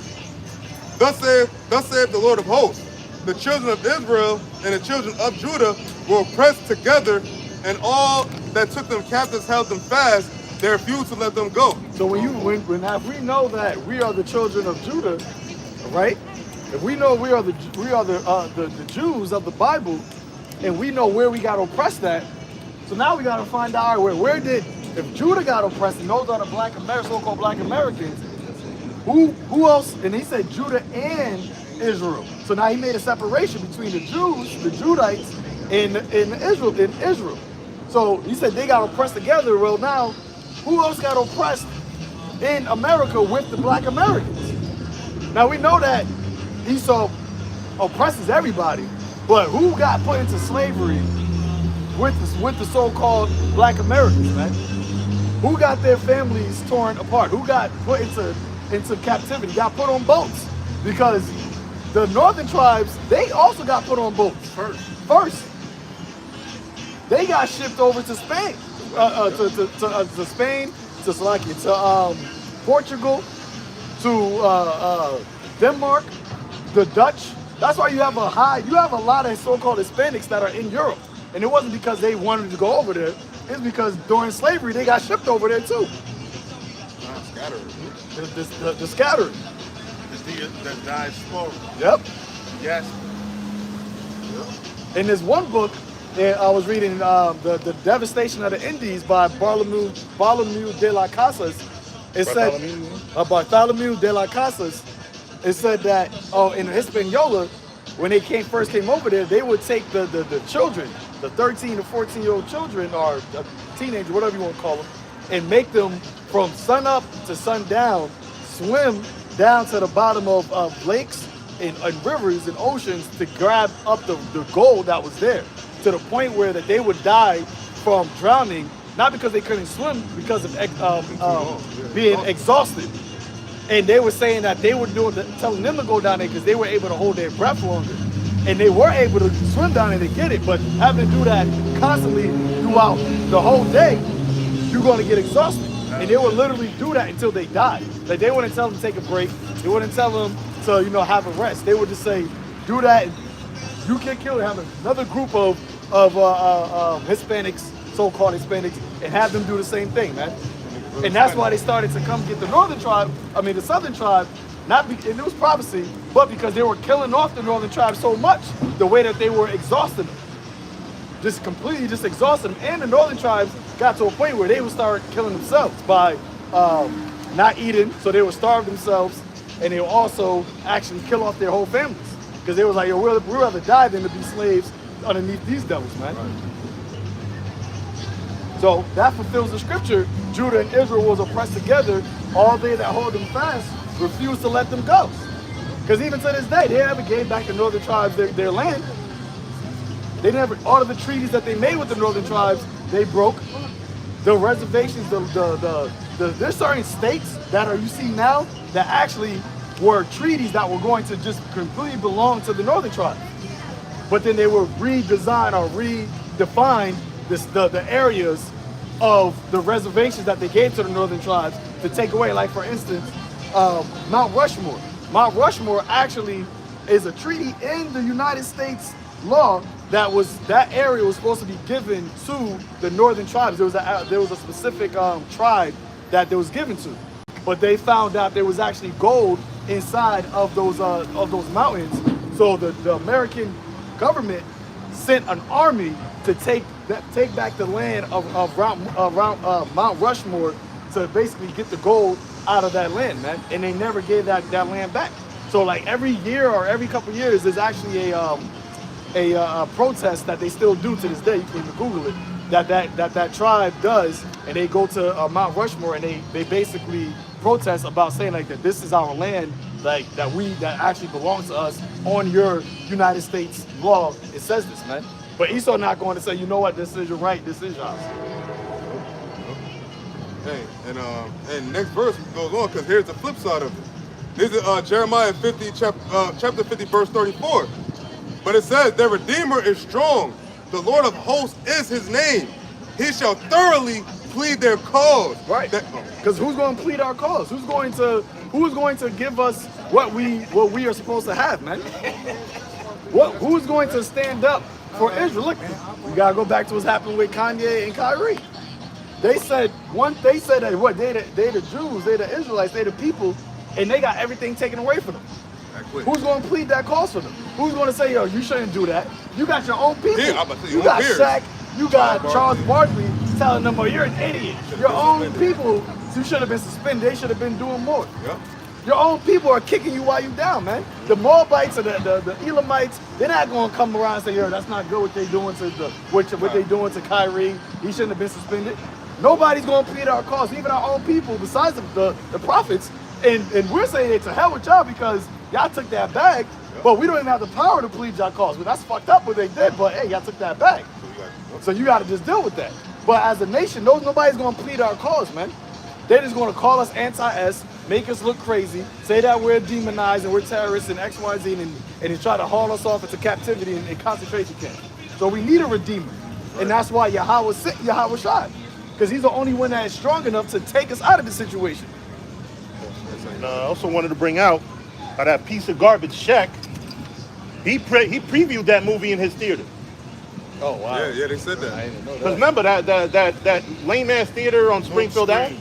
North Screens. Yeah. Shaq bought it in like 2012. That movie came out in like 2018 or 2017. He previewed it. So what was the movie?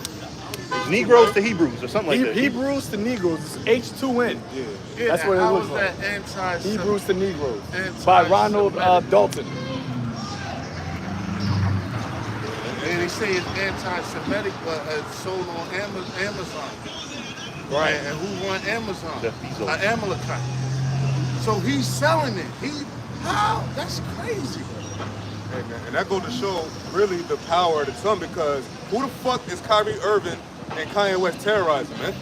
They haven't lost, the people that they talk about, y'all haven't lost none of y'all game. Amalek has lost nothing behind what they're doing. But it's the feeling of the truth they know is piercing them, and it's not even the full truth. They're just showing what they wish they could do to us. That's what I personally think. But we don't have enough for you to take. We don't have enough for you to take. I mean, what I mean? Like these niggas, like you said, they took the purse. So we talk about cats that's making millions of dollars. Kanye West, it's funny, Kanye West became a billionaire and then the Lord put the spirit on him to do this. Now whether it's preordained by Esau, but at the end of the day, it's all through the Lord. And the Lord has, and the Lord has more attention being put on Amalek more and more, which has never been done before this long duration of time. And you know what's really why it is because the attention is being put on Amalek, but it's really because the Israelites are waking up to who they are.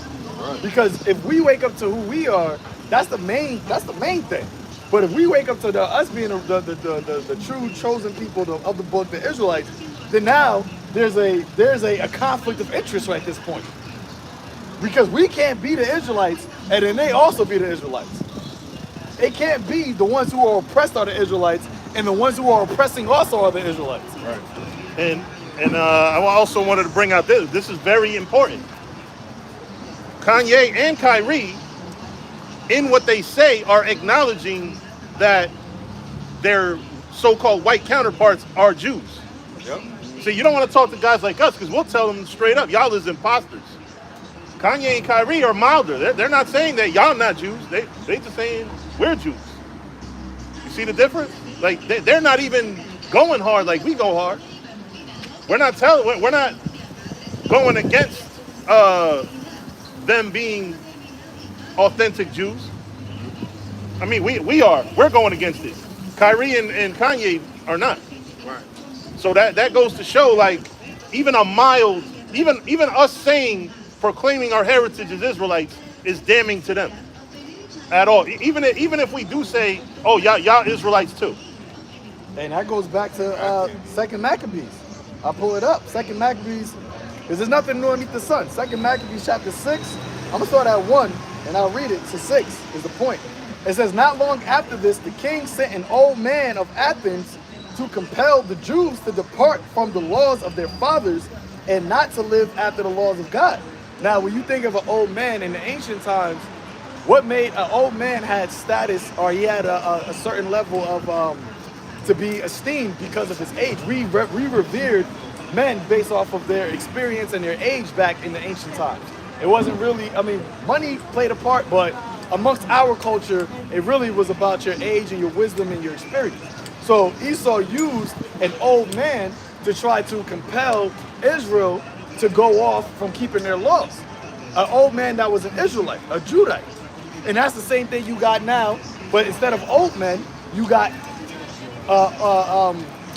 esteemed people, people that are rich, people that are popular, influencers. That's what it is. Esau uses our people to influence our own people to do wickedness. So what we're reading right now. And to pollute also the temple in Jerusalem, and to call it the temple of Jupiter Olympius, and that in Gerizim of Jupiter, the defender of strangers, as they did desire that dwelt in that place. The coming in of this mischief was sore and grievous to the people. For the temple was defiled with riot and reveling by the Gentiles, who dallied with harlots, and had to do with women within the circuit of the holy places, and besides that brought in things that were not lawful. The altar also was filled with profane things which the law forbiddeth. Meaning what? They were sacrificing pork, sacrificing abominable foods, you know, things that the law forbids you to sacrifice. Verse 6, neither was it lawful for a man to keep the Sabbath days or ancient fast, or to profess himself at all to be a Jew. So this was a law that during the time of the Greeks that they created, that they made a law that you can't call yourself a Jew. As an Israelite, it's against the law to call yourself a Jew.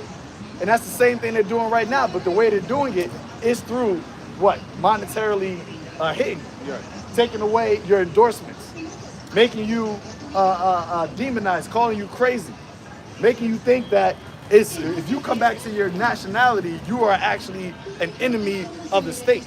And a lot of people, that's why you gotta have YAHAWASHI supping with you, because a lot of people that know they're Israelite, guess what? That dude, he knew he was an Israelite, but when they make it unlawful to call yourself a Jew, you think he gonna still call himself a Jew? He was like, nah, I'm a black man. The dude that came up. He not gonna withstand it, and that's why YAHAWASHI said it, he that endureth to the end. And in order to endure, that means to suffer patiently. The Lord is going to have this devil come down with great wrath, and a lot of people are going to fold because they ultimately are not supping with YAHAWASHI, man. They have not made YAHAWASHI the centerpiece of their foundation to stand upon, man. Their refuge. They're thinking that, all the other pieces are good. The brotherhood, okay, the knowledge, the heritage, the history, knowing you're an Israelite, wearing fringes, all those things are good. But the centerpiece has to be YAHAWASHI, because that is where you get the source of your power from, to be able to stand firm in the face of the adversity that we're about to face. Because if YAHAWASHI not with you, no matter how much fringes you got on, Esau is stronger than you. Esau is stronger than your will, man, because he has the power right now. But he's not stronger than YAHAWASHI. That's why it says in 1 John, greater is he that is in you than he that is in the world. If YAHAWASHI is not in you, you're not going to be able to stand firm. Yeah, go ahead. That's why, like, you have, like, with the when I lost my train of thought. Oh yeah, if YAHAWASHI is not with you, there's a thing. Because when you, like, if you don't have YAHAWASHI with you, you're done. But like, you got brothers that are not that into it either, man. Like brothers in the truth. That's why you should always keep YAHAWASHI in mind, because we have no other. Oh, that's what I wanted to say. Esau could destroy us, man. And we tell these devils like, yo, y'all got the power over us, man. We give y'all those props. Y'all got the power over us. But we also tell you that you're about to lose it, and you're losing it. That's where they get mad. Cause we tell them you're downfall. Yeah, y'all got the upper hand now, but y'all will not always have the upper hand forever. Oh, that's it. Limitation before chapter. Was that 4 and 20? Right. Yeah, because that's what Esau is really afraid of, man. He don't care Esau don't care if Jake out here getting money, because Esau knows no matter how much money Jake get, they can never get to his status. They can never overtake and actually become the top on the food chain. Right. So Esau will give you $1 billion, and Jake will they'll be happy with that. I don't got 1 billion streams, I got $1 billion. Kanye, I'm the richest black man, I'm a billionaire. Esau, I gave you that shit. I take that shit away. Now you off the Forbes list, nigga. I'm your king. I'm your guy. Guess who just hit it? Huh? Guess who's got on it? Diddy. Oh, him dressing around like a clown, man, because that's what Esau wants our people to be. He wants our people to be clowns, man. And that's why when we come out with this knowledge and this wisdom, we're no longer under that zombified state that you devils put us in, man. And that's a product of an Edomite right there, man. A nigga is a product of Esau. Esau loves niggas. He loves them. He'll give you a house. He'll give you screen time. All those real houses, real life, real housewives of all that. All that is just products of Esau. We'll put you on the TV acting like that. Hey, MTV Cribs, Pimp My Ride. All these things, man. Yep. But when we come out with this, they don't want to give us they're not putting this nowhere on mainstream media. And if they do, it's going to be what? Anti-X, demonization, hate speech, evil, radicalists, extremists. Now they got the synagogue thing in Jersey. Yeah. And then the same thing that happened last time. And was that in the 2019, where they had something happen in Jersey City, knowing damn well we had nothing to do with it, but we heard that he came around you guys and was listening. Come on, man. He did it in Jersey City, but he lived in the Elizabeth. Yeah. And the chief lived in Jersey City and we camped in the Elizabeth.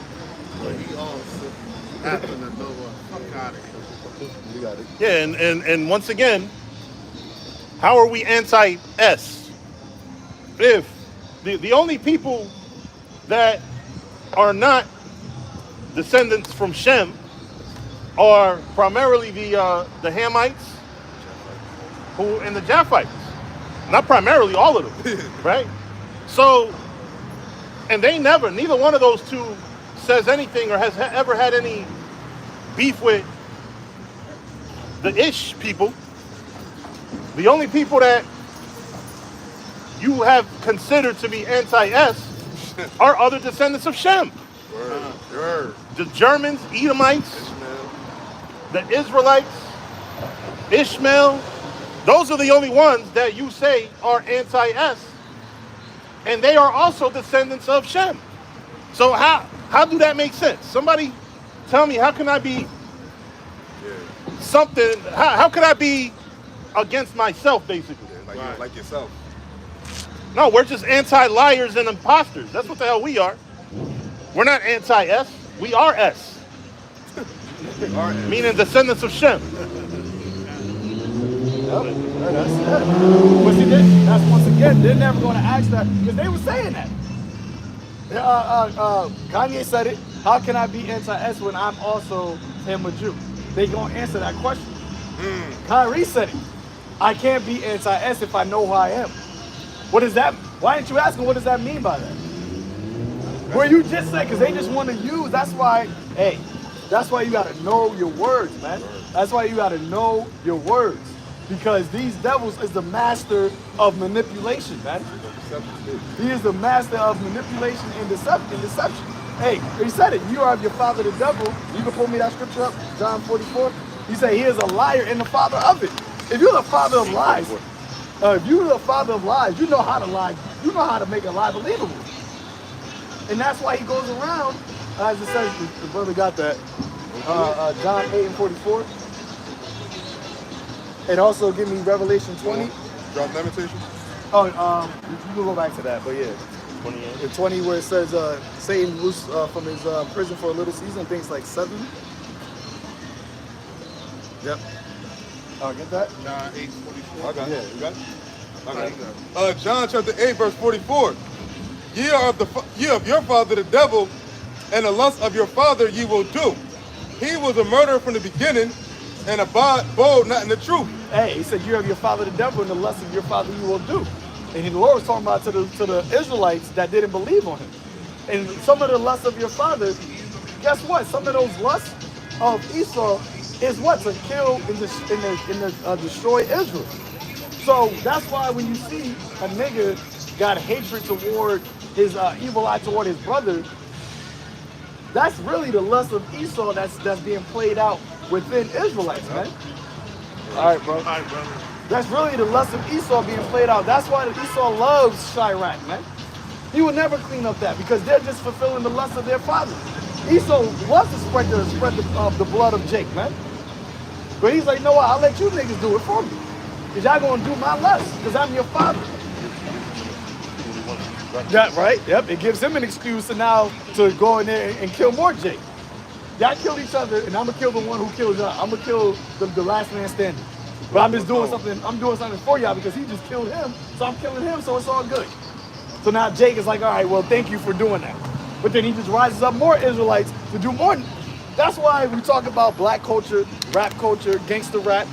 All of that stuff is promoted, like Kanye was saying. Who is the ones that controls these rap industries, man? Yeah, our people are rapping it, but who is producing it? Who is the labels? Who is saying that this record gets airtime, but that doesn't? Who is saying that I want this to get played, spin this again and again and again and again on these radios, but if you talk about Israelites, brothers coming together, standing firm, the 12 tribes, that's not going to go on the radio. Who controls those radios? Who controls the spins? It's Esau, man. So yes, he influences our people, gives them money, knowing our people will do that. He influences them to rap these things, and then he pushes it out, that vibration. Because as we said before, words are powerful. There's power in the tongue. Life and death is in the tongue. So he pushes that out amongst our people. Prince of the power of the air. Yep. Hey, what do they call it when you on the radio? The airwaves, man. Yo, play this on the air, yo. And that vibration goes out amongst our people, man. And now they got it to where they got Jake pushing out homosexual things on the airwaves, man. Stuff like that wasn't back in the 90s. You weren't hearing gay rappers. Or like for the northern tribes, you got Bad Bunny. Before I didn't even know he was actually a rapper before. Like he used to actually rap. Hardcore, I don't know if it's hardcore rap, but he used to be like a rapper. But now all of a sudden when he got popular, now he's like metrosexual. He's on stage, his last concert in New York, he kissed another dude on stage. He kissed a girl and then he kissed a dude. And he was like, just be whatever you want to be. Yeah. Who's pushing that? When you first came out, you was a Hispanic rapper. But that's what Esau pushes. Now he's the new king of pop, they saying, man. Little Nas X. All of these things, man. Our people are, and that's why us coming out with this is such a detriment to this devil, because what? This is bringing down the strongholds, man. Not every Israelite gonna wake up, but the Lord don't need every Israelite. The Lord said what? I got my elect that's going to hear me. Now I got 7,000 that's not going to bow to me. Go ahead.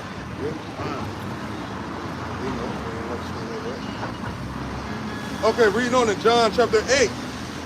Sorry, I read 44. No, I read 45. And because I tell you the truth, ye believe. 44. I did? Oh, shit.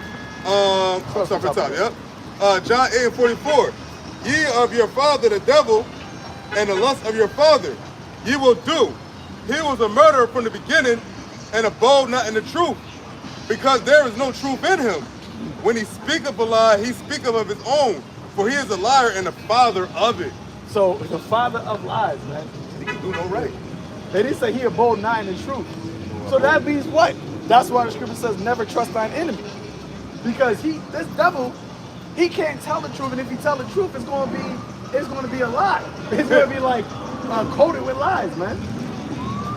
Even when, because he can say, oh what? We're Shemitic. Esau can say that. So you can be technically an anti-S if you hate Edomites. But at the same time, you can't be an anti-S if you are an S. So if a Hamite hated Esau, well, he's anti-S. But a nigga, that's like you saying, I hate niggas. Does that make me an anti-black? Because gangsta rap, then technically you shouldn't be playing that. Because that's anti-black culture. You shouldn't have Cardi B. You shouldn't have Megan Thee Stallion. Because that's anti-black. That's not pushing something that is beneficial for our people. But they're not going to say that. Why? Because he's a liar and the father of it, man. So he can manipulate it and make you think, warp it, and make you think a truth is a lie, man. That's what this devil does. You got that in Revelation? Yep. Revelation 20, verse 7. And when the 1,000 years are expired, Satan shall be loosed out of his prison. Yep. Because guess what? Once this devil, this is talking about during the before the Renaissance, during the Byzantine Empire, the 1,000 years that we ruled Europe, the Blackamoors, right? The Russian icons. Okay, that's when this devil wasn't in authority. He wasn't in power. He was in the caves, the Caucasus Mountains, which is where they get the what? The whole idea of cave dwellers, man. But that was just his people. And he's been dwelling in caves. Mount Seir, what's it called now? Petra. When you look at Petra, it's just a society built in caves. In the rocks. Down that dwellers in the clefts of the rocks. That shit really just rocks. You know? So, but the Lord said what? There's going to be 1,000 years that you were going to be pushed into these caves, into these mountains. You ain't gonna be able to go about and spewing your lies and your madness and your garbage. So when that 1,000 years was up, it said what? Satan shall be loosed out of his prison. And that's what you call what? The Renaissance, the rebirth. And you know what's crazy? Because now Israel is going through, the true Israelites are coming through a Renaissance period, man. And that's very detrimental to you devils. Because now we are being rebirthed through YAHAWASHI. And once we get rebirthed, that's where it stays. We don't go back to sleep. When we come up, when we come alive, the whole nation, the whole world shakes, man. And that's what this devil is fearful of. Because he knows that Israel can't be awoken, calling upon the name of the Lord, fleeing from the wickedness, and still be in captivity. Those two things don't add up. Israel can't be serving Yahawah Shem Yahawashi in spirit and in truth and also be slaves. Not for a long time. And that's why it is what? That seal, that elect number, man. And the more we speak, and the Lord is controlling this, man. It's all you devils ain't controlling this. It's all the Lord. The Lord is going to have us come out here and speak until the elect are sealed. And once the elect are sealed, then he's going to take us off the internet, off of the corners. And he's going to have you think you're doing it for your purpose, but really our purpose was already fulfilled. Your purpose is his purpose. Yeah. He's having you think that, oh, I stopped him from teaching, so I went. No, all you did was now transfer us next to the next part of the prophecy. Next phase. The next phase. And the next phase comes to what? Jacob's trouble. That's when you niggas that didn't get the memo, didn't believe, that's when your hell is gonna be put on you times 1,000, man. That's what you're gonna come across. The fact that Psalms 9 and 15, the heathen are sunken down in the pit that they made. Yep. And their own net which they had is their own foot taken. Their own net.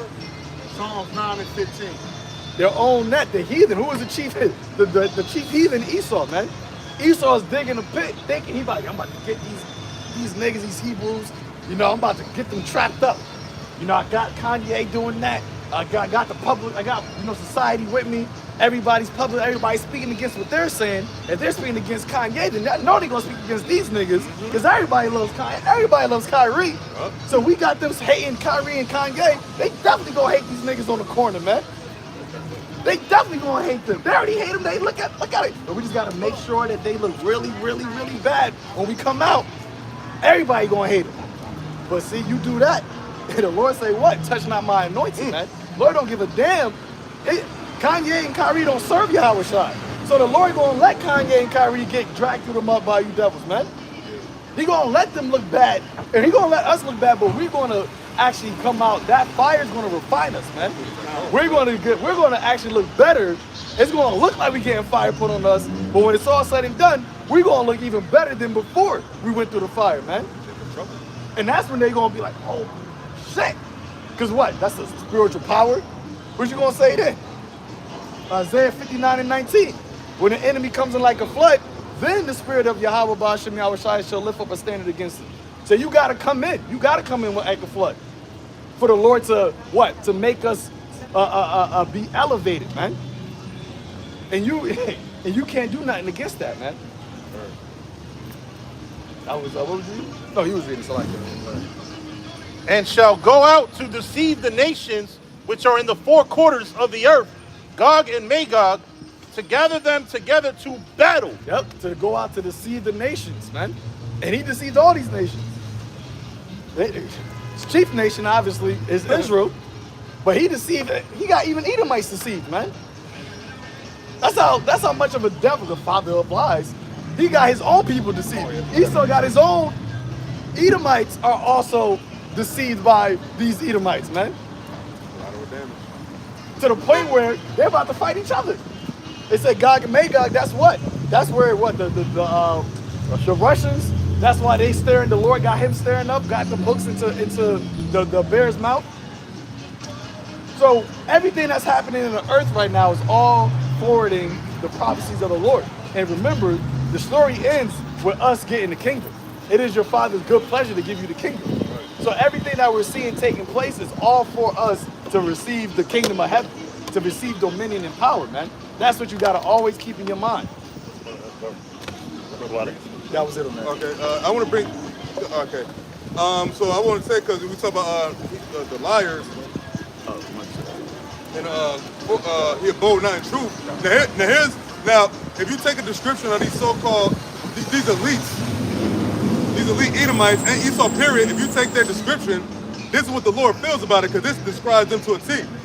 And some Jake now that they like their father the devil. Proverbs chapter 6 verse 16. These things doth the Lord hate, yea, 7 are an abomination unto him. A proud look, no one can take us down. We're America. A lying tongue, like Anti-S. Yeah. We not being not being the Israelites, them being the Israelites. Toxic masculinity, transgender, homophobia. They call us misogynist, homophobic, anti-S, and xenophobia. Which xenophobia is a hatred of all races. We're everything. That's what I'm saying. And this was written in the Rolling Stones. We brought it out, I believe, last week. In the Rolling Stones, that this was written about the Hebrew Israelites. It said the Hebrew Israelite thinking, man. That's what it said. The Hebrew Israelite thinking is dangerous, and some of them are extremists, violent extremists. So if you think like a Hebrew Israelite, which is you serving the YAHAWASHI, basing your laws, basing your standard off of what says the Lord, they saying that is dangerous, that is violent. Yeah, that's totally.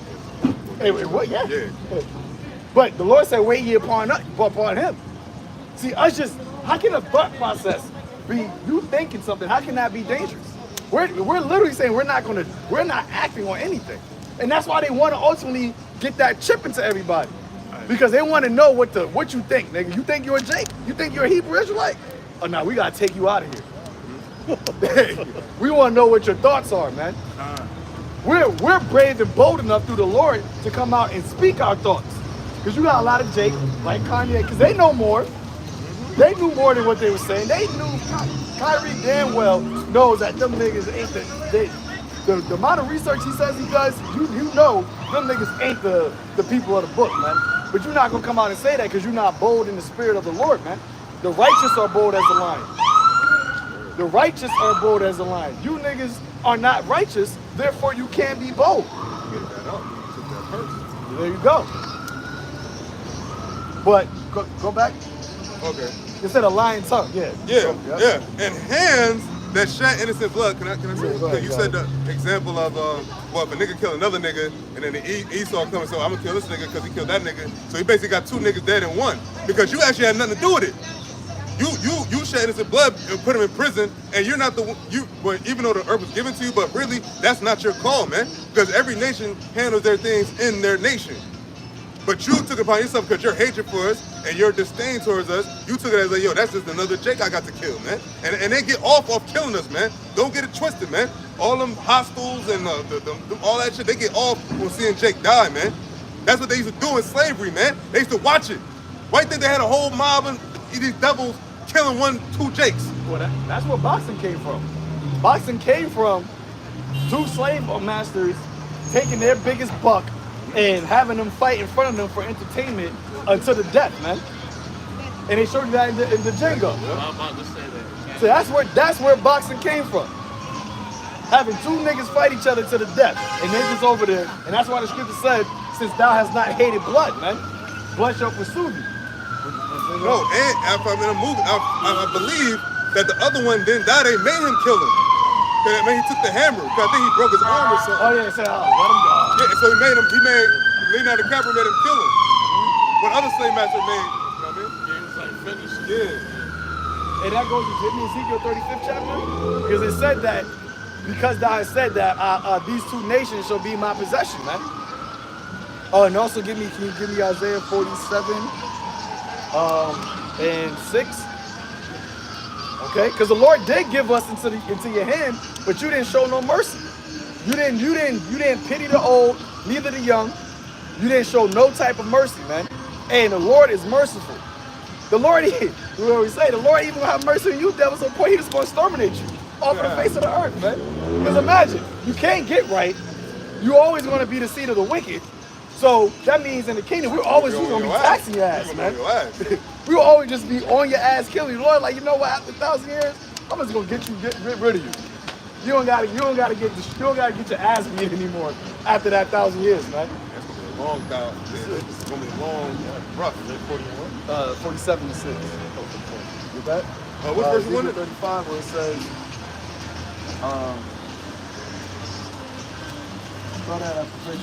verse 9.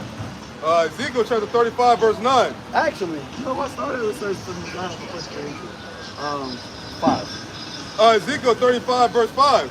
Because thou hast had a perpetual hatred, and hast shed the blood of the children of Israel by the force of the sword. By the force of the sword, going back to your blessing, okay, you were blessed with the sword, and that's why you have, the military, the guns, the Gatling gun, because before you couldn't take down the northern tribes, man.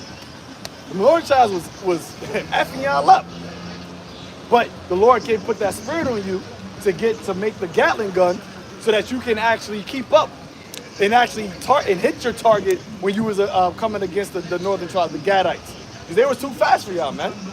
And you also use what the Buffalo Soldiers used, Judites, to go against the northern tribes and sell out of what they call the Sambo, or the I forgot what they call it for the northern tribes. They're like the sell out northern tribes. That you use them as well to set up the other northern tribes, Gadites and where's it? The Gadites and the Reubenites, Salakia, to the Tomahawks, yeah. To use them to come against their own people as well, man. Just like how you use the Judites to come against other Judites. Because in the west coast of Africa, you had Judites that was also selling other Jews to Israel, to Esau, in the transatlantic slave trade. Right? Reading on, this is Ezekiel chapter 35. Reading on, continue verse 5. In the time of their calamity, in the time that their iniquity had an end. Verse 6. Therefore, as I live, saith the Lord Yahawah, I will prepare thee unto blood, and blood shall pursue thee. It said to the time that the iniquity had an end, man. Because when you think about slavery, the Emancipation Proclamation, Jake thought they was about to be winning. They thought, we got to have we're going to be able to equal living. We want to be able to have our Black Wall Streets. We were going to be able to be prosperous. Esau said, oh, hell no. We got 100 years of lynching, Jim Crow laws, redlining. Matter of fact, we're going to bomb that shit because y'all not even going to have your own economic system. So you went from chattel slavery to now we're going to have to do a whole nother type of slavery now. Yeah. They're homemade bombs. They using planes to drop bombs on y'all, man. So you just switched and you changed how the punishment was going to be given. We're going to let y'all niggas go free, but now we just want to oppress y'all economically, socially, institutionally, and on top of that, legally. Okay, yeah, legally, and on top of that, be able to kill you every now and again, and get away with it. And with Gad, they can't, even with the Gatling gun, they really got the northern tribes when they took over the Buffalo. Oh, yeah, they starved them out, and because once you kill the food supply, it's kind of like, damn, we gotta do to them. Like, in a sense, like, I gotta comply to their ways. Like, you got all the food sources. Yep.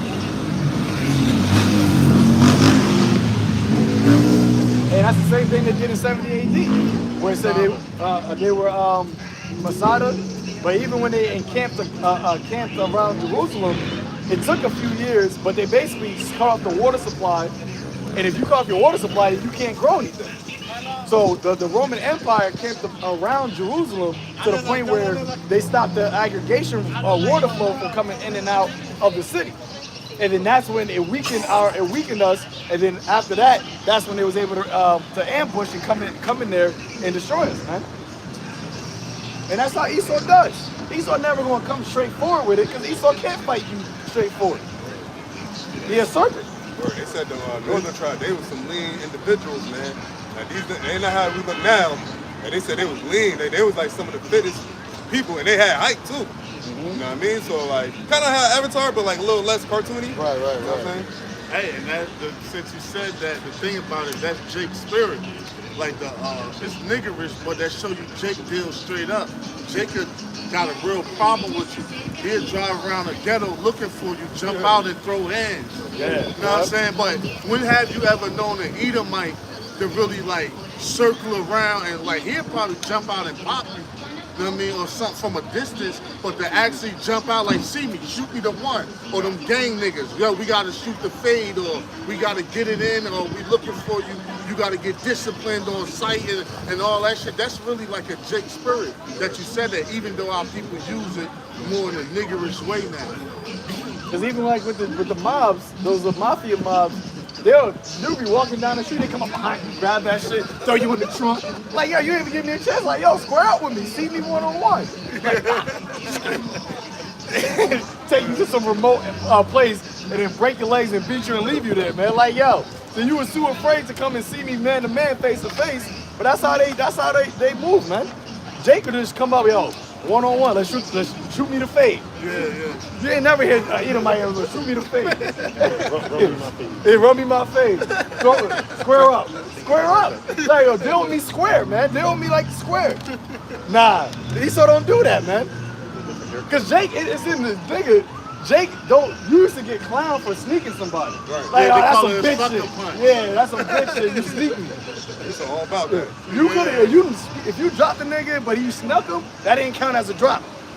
But that's how Esau fight. He always gonna just sneak you, man. That's why he got something called fine print. All fine print is a bunch of sneak punches. You think you're getting the deal, now you find out, like, what? Why I gotta pay? Where all this come from? Right, that the Lord gave him the sword. Yeah. Like, imagine if the Lord blessed us with the sword as well, and all of the cunning, all the stuff. Yo, they wouldn't beat us. Cause it would be equal, but the Lord had to give them the upper hand. That's the whole point of captivity, is that those people have the upper hand over your people. That's how they fight, literally. That's what captivity is, you know what I'm saying? Yeah. Just to back up with the elder Atazawan was saying, you know, when they went after Iraq, what do they call that shit? Shock and awe, because they all about sneaking people. They don't know how to go to war. Like, there's laws to war. In the old days, when we used to have wars with swords and arrows, we would let our enemy come get their dead bodies so that they can bring them back home to get buried. Right. But there was honor in war. Esau, they don't have no honor at all. It's just they shoot bombs. They don't even send soldiers no more. They just send drones. Right. What type of coward shit is that? Send a damn drone to attack your country, killing women and children. In the old days, when we went to war, women and children was safe. Unless the Lord said otherwise. Yeah. No, well, they were safe as far as, you know, they were safe from war. You fought in a battlefield. Right. With the way Esau fights today, a damn school is a battlefield. You throw a grenade at a damn school, and you get about 150 confirmed kills, and they actually think that's a good thing. You know, they're not like, these ain't warriors these days. The military, I don't hate to say it. Feel sad for any person in the military now, but what y'all do is in war. All you do is, like I said, you use technology. You send, you don't have a real risk of loss of life for you. A real war, you have an equal. You got a sword, I got a sword. We gonna bang it out. That's a real war. Hey, the elder, even when Jake, like going back to the Wild West, you couldn't shoot an unarmed man. You know, you couldn't, like, if I had a gun and you didn't have a gun, I couldn't deal with you. You had to get your gun and we'd have a standoff and we'd have a drawdown and one would, like, bash this and get popped up, and then, that's how it went. But you couldn't shoot like an unarmed man. I actually seen that in the hood in Irvington once amongst niggas. It was some gang shit argument about drugs or whatever, but they was rival gangs, but he wound up telling them, go get your gun. And that, it's nigga shit, but it was a little honorable because he had his gun. He was like, go get your gun then, nigga. And the nigga, he went to get his gun and they exchanged bullets or whatever. It's funny, the nigga who told him to get the gun actually got shot. You know, once they exchanged. But it was kind of like, it's nigga shit, but you see the honor in it. He could have just pistol whipped him or did whatever. He was like, well, if you feel like that, go get your gun then. And he challenged them because he knew he had his shit. He challenged them to a fair duel, which Esau don't do. To back the elder shot. And I want to read a scripture to back up what we were just talking about. Read that, Bible Kashah. Isaiah 9:5. For every battle of the warrior is with confused noise. And what's confused noise? People grunting when they get stabbed up. People getting, people fighting like a big old damn rumble. Read on. And garments rolled in blood. And garments rolled in blood. People from both sides getting stabbed, dying, falling on the floor. Read on.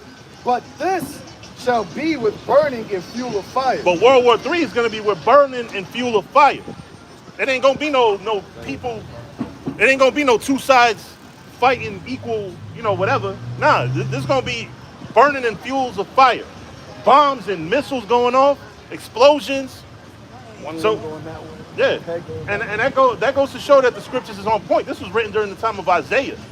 How did Isaiah know about burning in fuels of fire back then? So it goes to show the Bible is a prophetic book. Even when you can't even say in 1611 when it was translated that they knew about that, because we didn't have bombs in 1611. So it goes to show that the scriptures are perfect, man. I still was gonna dig it. Okay. Ezekiel back at 35, verse. What was that? Actually, no, don't drop there. We're gonna close it out with that. No, go ahead. Oh yeah, 6. I was at 6. So I'm gonna read verse 6 again. Ezekiel 35, verse 6. Therefore, as I live, saith the Lord Yahawah, saith the Lord God. And he's forever. I will prepare unto thee blood, and blood shall pursue thee. Since thou hast not hated blood, even blood shall pursue thee. And that's why Esau, especially here in Babylon, ever since America was founded, it's always been some type of, I think it's like 97% of America's existence.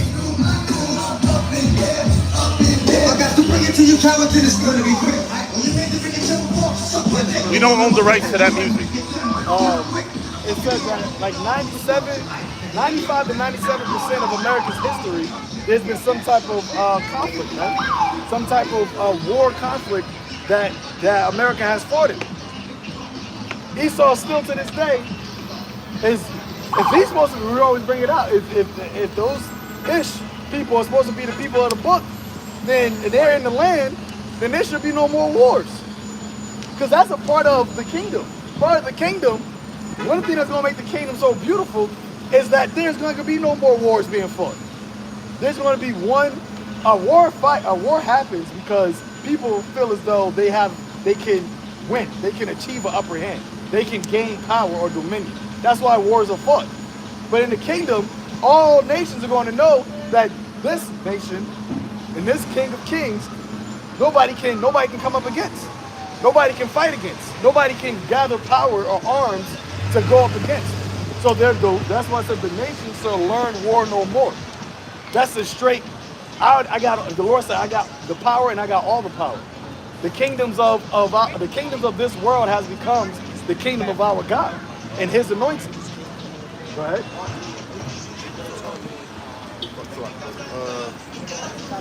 And reading on in Ezekiel 35, verse 7 now.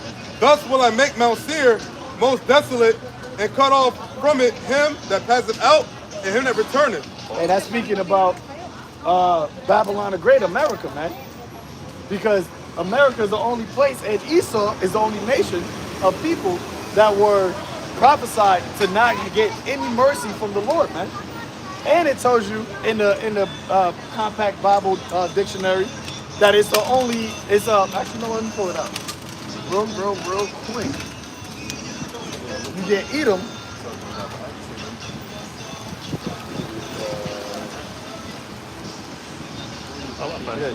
It says that Edom deals prophetically, man. Okay, and prophetically means what? To say before. So you can't say that Esau is not on the scene no more, because this prophecy has never been fulfilled. You just gotta read that like the first sentence. Actually, it's like it. Right here, the last paragraph. Edom, and this is in the Zondervan's Compact Bible Dictionary. Edom figures prominently in the prophetic scriptures as the scene of great future judgment. Now, prominently means it's very important, man. Like, this is a prominent figure. When somebody's a prominent figure, that means that person is a very, I want to get the actual definition of it, but it means it's a very important figure. So it says, huh? Renown. Like, yeah, renowned or important. I say it has a grave importance of prophecy, man. So it says Edom deals prominently. Read that again, Bible Show. Edom figures prominently in the prophetic scriptures as the scene of great future judgment. As the scene of great future judgment. So that's how we know that if the Lord said that fire is going to come upon the earth, and he also said that Mount Seir is going to be a desolation to never to be inhabited in multiple different places, Isaiah the 13th chapter, they should neither pitch a tent or dwell there.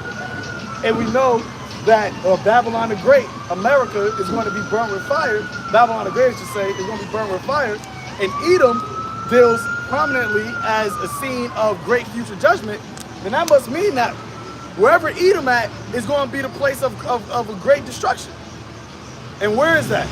That's America, man. Because this place is the place that Esau uses to push out its vibration throughout the whole world. And every other nation knows that, man. I think that might have been it. Well, no. It's a little bit more? Okay. Prophetic, right? Yeah.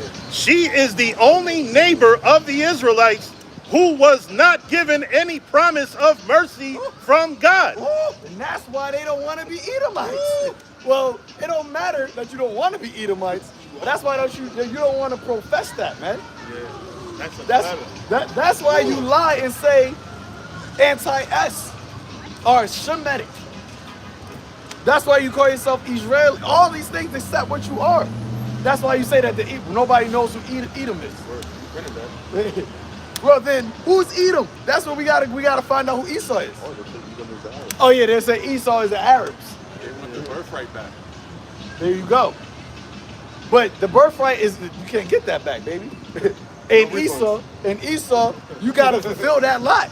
That's why you get Obadiah 1:18. You gotta fulfill that, man. And the Lord is going to have you fulfill that. But first, the spirit of his mouth is consuming you. And then when he comes back, that's when what? The brightness of his coming shall destroy you. And that's why you're trying to build your Space Force. That's why you're trying to search out the technology of the so-called UFOs, because you know exactly what they're coming to do and the power that they're coming with, man. And there's nothing you can do to stop that. I'm just looking more. That's what they're going to do. They're going to outlaw the Bible. Because if you read the Bible, for what it says, this nation of Esau, the Lord clearly hates. He's saying to the point where I'm going to kill everybody there. Man, women, child, beast. You can't even have no Edomite cattle coming to the kingdom, man. None of your beloved dogs are going to come into the kingdom, man. And they ain't gonna make the same mistake Saul made. Oh, yeah, definitely not. Ain't gonna be no one king. Cause look what that did. Right. Yep. Because it ain't the house of Saul that's the Lord raised up, man. The other guy. It's the house of David. Yeah. And David was putting his foot all up in you devil's asses, man. Word. And that's what Esau's scared of. He's scared of the house of David. And you should be. Word. And that's what he sees, like it. That's what he sees when he sees us up here. That exceeding great army. He sees the army of David up here, man. And you know how David got down. You know the history, Esau. And verse 9. No, excuse me, verse 8. And verse 9. And I will make the perpetual desolation and thy city shall not return, and ye shall know that I am the Lord. Verse 9. Okay, Ezekiel 35 and 9. I will make the perpetual desolation. My bad. Verse 10, that's what I wanted. Okay, but verse 10 of Ezekiel 35, because thou hast said, these two nations and these two countries shall be mine, and we will possess it, whereas the Lord was there. And the Lord is doing all of this once again for the controversy of Israel, man. He said, I'm gonna destroy you because you said these two nations and these two kingdoms are mine. You took the Lord's heritage and said, nah, this is mine. Mine. It's mine. You know? But and really, when you look at Jacob, 2/3 of Israel is yours, man. 2/3 of these niggas, you're a product of Esau. But the Lord's anointed, his elect, that have woken up, that's the Lord's first fruit. And he not giving up his first fruit. That's the law. That's the law. The Lord bring unto me what is due me, man. And that's why through YAHAWASHI, we are a savor unto the Lord. We are a sacrifice unto the Lord. And you devils are going to try to take that sacrifice that the Lord gave YAHAWASHI, right? That the YAHAWASHI gave that sacrifice to bring back his first fruit. You're going to try to take that sacrifice out of the hand of the Lord. You're going to try to say, nah, I want these niggas in my image also. I want these Israelites in my image also. I want you to put my charagma, my covenant inside of you. And that's when the Lord's going to say, nah, you don't went too far, man. You done touched my anointed. Right. You done touched the ones that were preserved for me. He going to let you run through the Jacob's trouble. He going to let you get the wicked of Israel. But when you try to touch the Lord's anointed, that's when the heavens is going to shake, man. Is no, I'm saying there's one more verse. Ezekiel 35 and 11. Therefore, as I live, saith the Lord Yahweh, I will even do according to thine anger and according to thine envy which thou hast used out of thy hatred against them. And I will make myself known among them when I have judged thee. That's to you. When I have judged thee, that's you. That means, I'm saying like that means that you gonna know his wrath and his anger through us. The same people you've been oppressing all these years. That's the show. And they ain't happy yet. They ain't happy yet. And the Lord said, I'm gonna make them know me. He said, we gotta run that back. Ezekiel 35 and 11. Therefore, as I live, saith the Lord Yahweh, I will even do according to thine anger and according to thine envy which thou hast used out of thy hatred against them. That's he talk about them. He talk about your anger. Against us. the anger that you showed against us, Lord said he gonna do to you according to the anger that you showed against us, man. So the slavery, remember you got 3 captivities, 3 is understanding. You got 3 empires of where you just straight destroy Israel, man. Greek, the Romans, the Rome Reloaded. You just straight destroyed Israel. To where the Lord is like, yo, you never showed them mercy. You never gave them any type of rest or any type of peace. So I'm going to do according to what you have done it to them. Go ahead. And according to thy envy, which thou hast used out of thy hatred against them, and I will make myself known among them. He said he gonna make the Lord gonna make himself known amongst Israel. Go ahead. When I have judged thee. The way the Lord gonna judge you devils, he's gonna make all of Israel know that he is the Most High, man. That he is our God. That he is our deliverer. Now the elect already know it, but guess what? Them 2 wicked Israel, before the Lord destroys this place, they gonna know. They gonna be like, oh, yeah, that's our God. Look how he destroying this place. Look how he destroying Esau. And the prophets told us that this was gonna happen. The way the Lord destroys, he gonna make, he said he gonna make a mockery out of you. Right. And he gonna make an example out of you. He said it. Sodom and Gomorrah. Just like how Sodom and Gomorrah was an example to those that should live ungodly, where the Lord gonna make America and Esau, the nation of Esau, an example to what happens when you live ungodly, man. So you Israelites will know that never go off against your power again, man. With that, let me close it out with that. Isaiah 47 and 6. I was wroth with my people. I have polluted mine inheritance and given them into thine hand. Thou didst show them no mercy. Upon the ancient hast thou very heavily laid thy yoke. He said, I have polluted my inheritance. I was rough. The Lord was angry, and his anger was justified. That's what indignation is. He was angry to the point where, and it's all throughout our history, every time the Lord got angry with us, he would put other nations above us, man. He would put other nations to be us serving unto them. But guess what? Those other nations never took away our heritage. You even had Cyrus that allowed us to build the temple back, man. But you devils, you went to the point where say you can't even call yourself a Jew. These other nations allowed us to keep our heritage and our culture. But you went to the point where say I want to I want to cease from you from being a nation, man. And that's and you see the product of that. When you cease a people from being a nation, a culture, you literally become a what? A no people. You're literally a no people. You're just what now? Black. You're lost, and you have no way to be you have no clue to where to go. It's like you got stranded in the desert with no map. What are you gonna do? You have nowhere, no signs, no direction. You just deserted, man. And that's what you devils did. But you didn't remember the latter end of it. You didn't remember that the Lord was going to wake up his elect. He was going to send the prophets out to put the spirit back on the earth. His spirit back on the earth through his prophets, through his son. That's why his son had to do what he did all those years ago. Because of that comforter had to come back on the earth during this time to stir up our pure minds by way of remembrance, man. And you didn't consider that part of the movement. Yep, it says that. I think does it say that the next verse? Yeah. Yeah, right. And thou saidst, I shall not be a lady forever. I shall be a lady forever. So that thou didst not lay these things to thy heart, neither didst thou remember the latter end of it. You didn't remember the latter end. I remember in church they used to say, Satan didn't read the last book. He didn't read the book of Revelation. Because they were saying that the enemy's working right now, but he didn't read that he loses at the end. I'm like, really?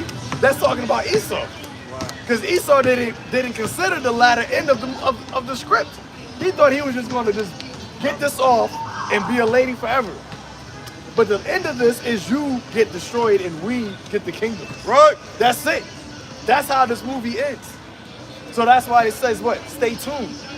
You don't leave a movie, you go to a movie theater, you don't leave the movie until the lights come on. Because even when the movie ends, if the lights don't come on, there's that indicates that there's a what is it? Easter egg. Yeah, Easter eggs. There's a cut scene. So don't leave the theater yet, man. And the word theater goes back to theos, which means God. So this is his script. You know, so we're gonna do with that. And Lord willing, this was edifying unto the elect, giving all praises, honor, and glory to Yahawah, Ba'ashem, Yahawashai, Ba'ashem, Kakadash, and Shalom to the house of David, man.